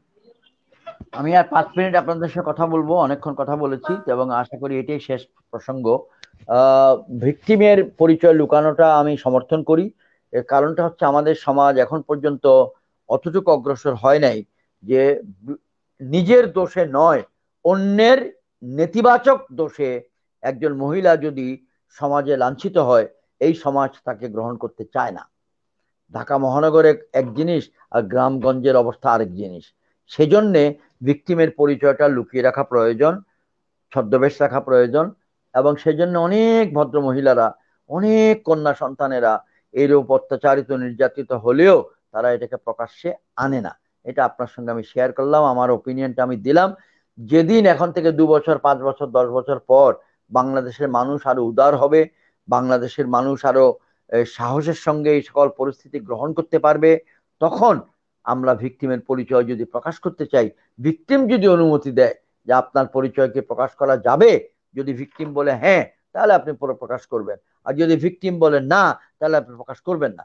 কারণ তার জীবন, আগামী দিনের ভবিষ্যৎ, তার বিয়ে শাদী, তার বাচ্চাদের নেওয়া, তার সংসার করা, তার আত্মীয় স্বজনের মুখ দেখা থেকে সামাজিক লজ্জা, অনেক কিছু এর সঙ্গে জড়িত। আমরা যত কিছুই বলি, আমরা অনুন্নয়নশীল দেশ, সরকারি প্রপাগান্ডায় আমরা এলডিসি থেকে মধ্য আয়ের দেশে গেছি, এটা সরকারি প্রপাগান্ডা, বিশ্বব্যাংকের অঙ্কের হিসাব। আসলে বাস্তবে আমরা এখন পর্যন্ত ওই লেভেলে যাইনি। হয়তো অঙ্কে গেছি, টাকা গণনায় গেছি, কিন্তু আসলে মন মানসিকতা, জ্ঞান অর্জন, সভ্যতা, শোভনীয়তা, এইসব দিকে আমরা এখন পর্যন্ত ওই লেভেলে যেতে পারিনি, বরং আমাদের অবস্থান নিচের দিকে গিয়েছে। আমরা আপনার থেকে বিদায় নিতে আগ্রহ প্রকাশ করছি, আশা করছি আপনি আমি আমাদের আরেকটু দিবেন। জিনিস বিষয়ে জানতে চাবো, সেটা হচ্ছে আমরা প্রায় অনলাইনে বিতর্ক প্রতিযোগিতার আয়োজন করি। আমাদের হচ্ছে যে একটি বিতর্ক প্রোগ্রামে আপনি যদি অনলাইনে ভার্চুয়ালি বিতর্ক প্রতিযোগিতায় যদি আমাদের সাথে যুক্ত হয়ে একটি বিতর্ক দেখেন, সেটার আমন্ত্রণ আপনার প্রতি হচ্ছে যে রইল। আরেকটি জিনিস জানবো সর্বশেষ, যে আসলে আমাদের 16 ডিসেম্বর 1971 সালে আমাদের যেটি হচ্ছে যে আত্মসমর্পণ যে দলিলটি, সেখানে আসলে বাংলাদেশের পক্ষে আমাদের বাংলাদেশের যে প্রধান সেনাপতি ছিলেন সে আসলে স্বাক্ষর করেননি কেন স্যার? আমরা এটা দিয়ে শেষ করবো। এই লম্বা হিসাব দিতে গেলে আপনাদেরকে বারবার অনুরোধ করতেছি, এই কিতাবটি আপনারা পড়বেন।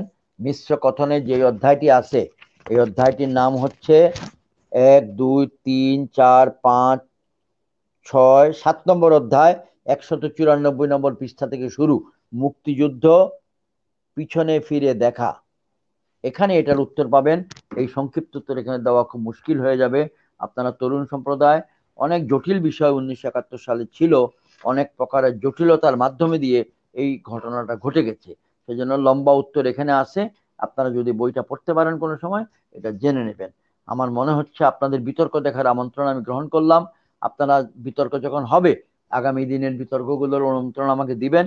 যেটাতে আমি আমার দ্বারা সম্ভব হয় সেটাতে আমি সময় দিয়ে শুনে নেব এবং মন্তব্য দিয়ে দেব। বিতর্ক ছোটকালে আমি নিজেও করতাম ফজদার ছাত্র হিসাবে, এবং আমি ভালো বিতার্কিক ছিলাম, পুরস্কারপ্রাপ্ত বিতার্কিক হতাম। আমাদের একটি প্রোগ্রামে যদি হচ্ছে বিতর্কটি দেখেন, একটি প্রোগ্রামের আমরা ফাইনাল বিতর্কে, যে কোনো একটি ফাইনাল বিতর্কে আপনাকে অতিথি করতে চেয়েছিলাম। ঠিক আছে, আমি কিন্তু জুমের মধ্যে দেখবো। এটা দিনে হয় রাতে হয়, যেখানে হয়। রাতে হলে ভালো আর কি, দিনে তো সময় দেওয়া খুব মুশকিল হয়ে যায়। দিনের আপনার কর্মকাণ্ড সাথে বাদ দিয়ে আপনার জন্য 1.5 ঘন্টা দেওয়া সম্ভব না। স্যার আমাদেরকে সময় দিয়েছেন, আমরা অত্যন্ত কৃতজ্ঞ, এবং আমরা চাই যে আপনি যে পরিবর্তনের জন্য রাজনীতি, সেটার উত্তরোত্তর সফলতা কামনা করি, এবং বরিশালে আসলে আমাদেরকে বলবেন, আমরা অবশ্যই আপনাকে নিয়ে একটি প্রোগ্রাম করব, এবং আপনার কথাগুলো মুক্তিযুদ্ধ চলাকালীন সময় কল্যাণ পার্টি নিয়ে আমরা আরো সবাই মিলে একত্রে হচ্ছে আজকে অনলাইনে করলাম, তখন আমরা হচ্ছে যে স্টেজে আপনার কথাগুলো শুনবো। স্যার আপনাকে অনেক অনেক অনেক শুক্রিয়া, কৃতজ্ঞ, অনেক এবং হচ্ছে ধন্যবাদ। যে আপনাদের সকলের জন্য আমার পক্ষ থেকে দোয়া থাকলো। মহান আল্লাহ তাআলা যেন আপনাদেরকে দয়া করেন, আপনাদেরকে রহমত করেন, আপনাদের পরিবারকে রহমত করেন। আপনারা তরুণ, আমাদের সন্তান থেকেও ছোট। আমার ছেলের বয়স 43, 44, আমার মেয়ে তার থেকে 2, 4, 5 বছর ছোট। তাহলে আপনারা বেশিরভাগই তাদের থেকেও ছোট। আপনাদের নিকট আমার একটি ছোট্ট আবেদন, আবদার। সরেয়া ব, দয়াকার দা, বয় শূন্য র। আমি কি সেই আবদারটা করতে পারি? অবশ্যই স্যার। আপনাদের নিজের নিজের বাড়িতে আপনাদের পিতামাতাকে আমার পক্ষ থেকে সালাম দিবেন, যে রণাঙ্গনের মুক্তিযোদ্ধা বীর প্রতীক সৈয়দ মোহাম্মদ ইব্রাহিম, মেজর জেনারেল অবসরপ্রাপ্ত, কল্যাণ পার্টির চেয়ারম্যান, তোমাদেরকে সালাম জানিয়েছেন এবং দোয়া চেয়েছেন। Thank you. আল্লাহ হাফেজ। আসসালামু আলাইকুম। ওকে, থ্যাংক ইউ।